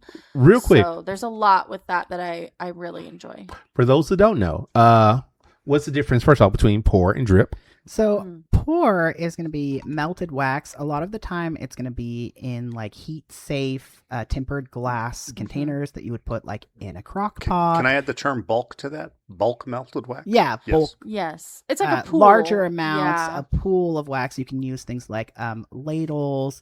If you've ever been to a tasting and had wax play done by Mistress Pussy, you will know exactly what I'm Yes. talking about. It's like having a blanket of heat just poured onto your body. It is it's more spread out. The temperature is a little bit easier to maintain because if it starts getting too warm, you just take the whole glass container out of the crock pot, let it cool a little bit. Always test on yourself before you pour it on someone else. Do a lot of check-ins. Whereas drip wax is usually a lit candle, usually a taper. Sometimes they make those the soy wax massage candles that are for that. But drip wax is typically done with taper candles held at different distances from your body where the wax is dripping droplet by droplet onto the skin. I just find that there's a lot less control with drip wax, and so it's a lot easier to burn somebody. I completely agree. Yeah, and so pour is a lot safer. And also I think it's a lot more fun for me anyway. And you can do so much, like, again, back to the hobbies and stuff. You can do so many artistic things with pour wax. Exactly. I've had like whole angel wings done on my back in pour wax. I've all kinds of stuff. And you can put like cookie cutters and create shapes and stuff. Very, very fancy. But I don't do drip wax because I was burned really badly by an inexperienced top when I was brand new to the community. And when I told them that it was burning me, they did not listen.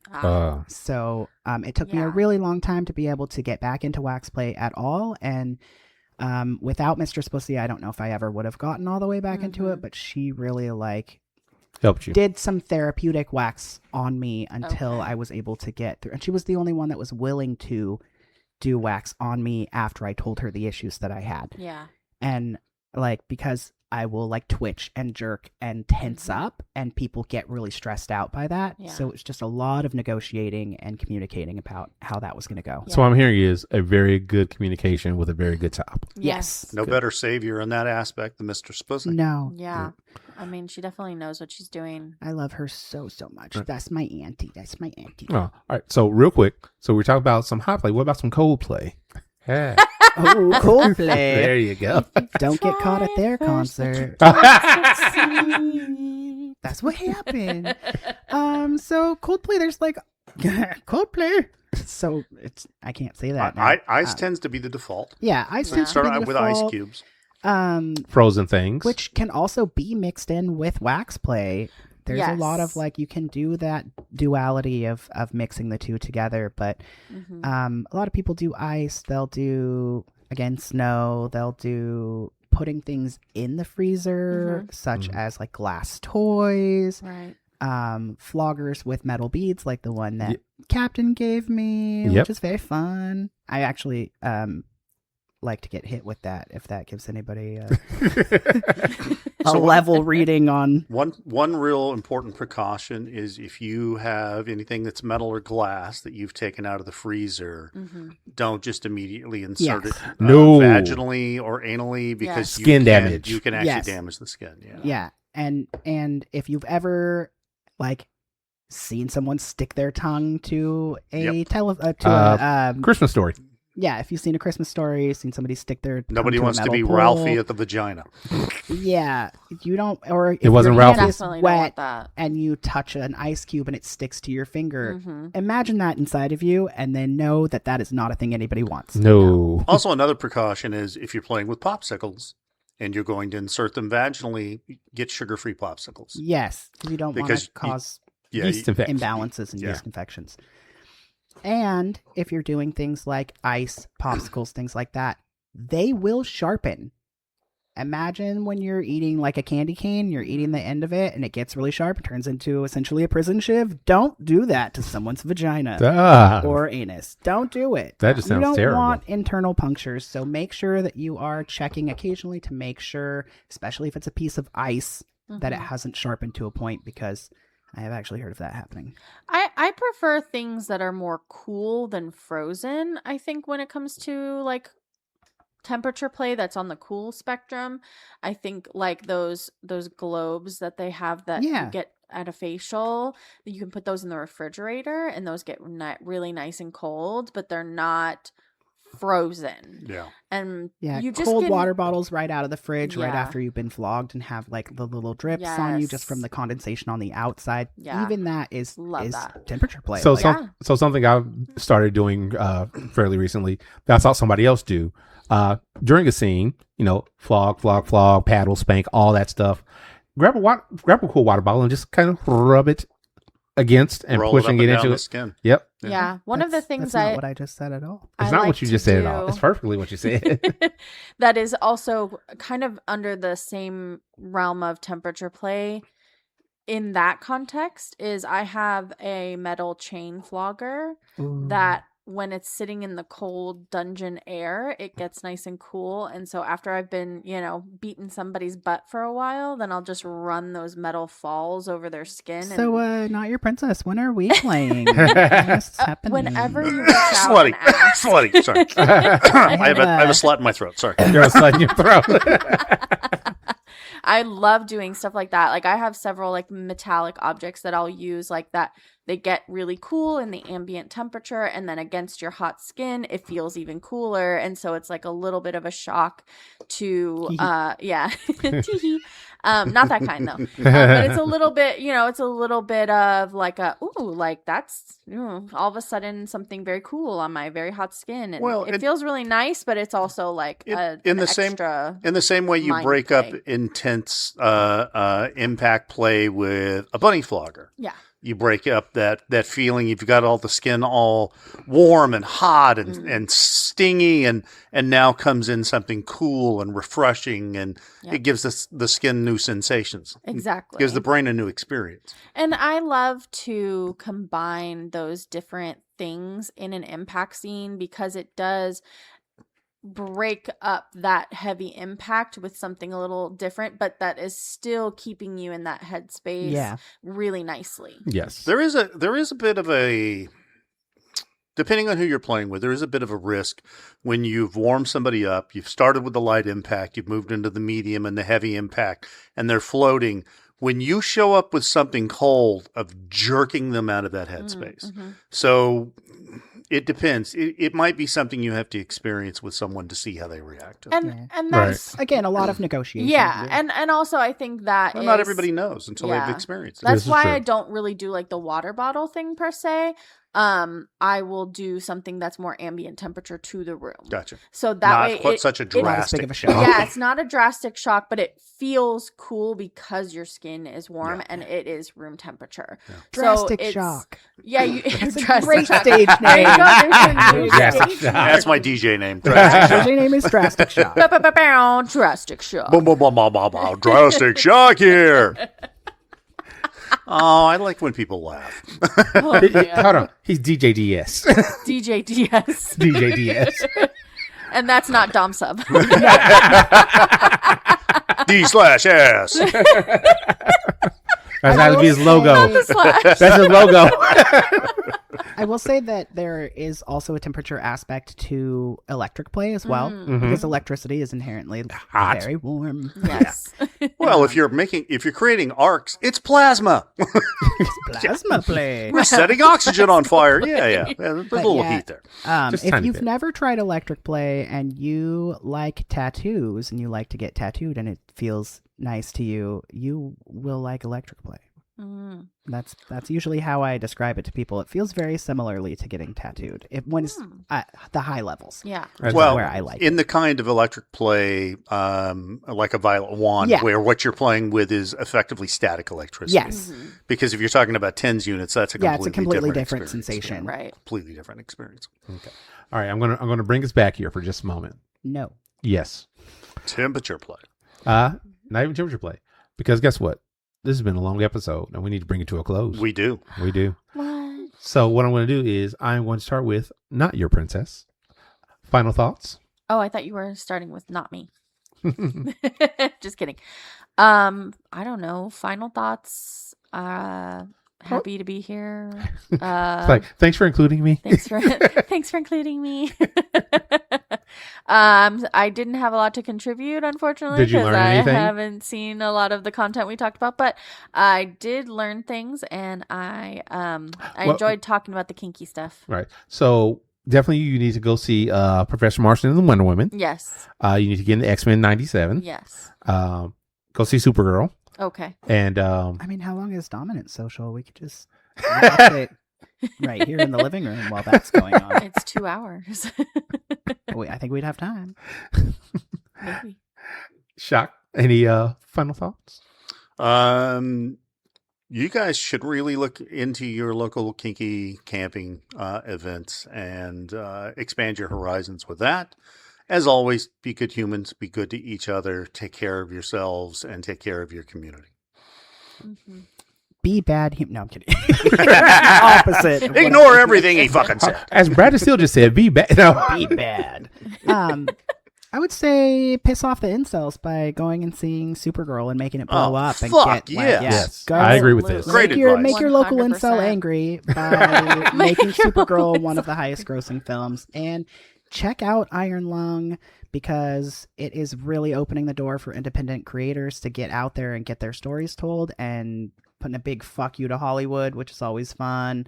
And also Obsession, same route. Obsession is not for kids. It's not for kids. Obsession, not for children. Please be responsible when showing people Obsession. But again, another independent creator that got his stuff put out there and is now working on several new things. And the other one, which I haven't seen yet, but I've heard is really good, is Project Hail Mary. That is another is independent film. That's fucking Fantastic. That just happened to have Ryan Gosling in it, and what it reminds me, it just happened to like it's not as it mainstream, but it happens. has a mainstream actor, so it kind of like tricks you into thinking that it's mainstream. It's a really good movie. It's And- supposed to be both a good movie and a great book. Yes. I haven't Yeah. read the book, but Yes. it's supposed to both be. Check out the book if you're a reader. Watch the movie From your local library. library. Yes, support your local library. Very Snowpiercer vibes, which was made in another country but had a lot of really high-end and well-known Hollywood actors in it, including Chris Evans. Mhm. So we want to support that kind of thing. We definitely do. Okay, listeners, and my final thoughts on this. Everything that was said. Wah, Yes, wah, wah, wah, wah, wah, wah, wah. This is what everybody hears when I start talking. It's because you're my mom. And that was your local host, Captain Awesome. Yep. Pay attention. He said some very important things in there that you will need to know. There for the will be a future. quiz. One last time before we go. Word of the episode is summer. Summerween. Summer. Get in there to win that Thief's Touch vlogger. Let's see. Yes, kinky camping sounds amazing. I'm never going to do it, but it sounds amazing. As said earlier, definitely watch a lot of things. Yeah, Like- I watch a lot of things. Watch X-Men. Go watch, I guess, Obsession. Definitely go watch Supergirl. Oh, that was my question. I was like, you have a local incel? There are so many. There are local so incels. many That- locally. I don't know these local incels, and if I do, I don't know personally their There's a incels. reason least for that. 3. Oh, that's bad. Do you really? Yeah. Wow. I don't interact with them a whole lot. That's what- I'm is that- probably for the best. Is that why you don't talk to me a lot? I talk to you all the time. All I right. just have object permanence issues. Precisely. All right. But with all that said, listeners, thank you very much for joining us here on this amazing journey once again with the Gotham Press podcast. And with all that, we are out. Goodbye, everybody. Rollin', rollin', rollin', though the streams are swollen, keep those doggies rollin', ride! Through rain and sleet and weather, hell-bent for leather, wishing my gal was by my side. All the things I'm missing, good victuals, hugs, and kisses, are waiting at the end of my ride. DJDS. Dirty.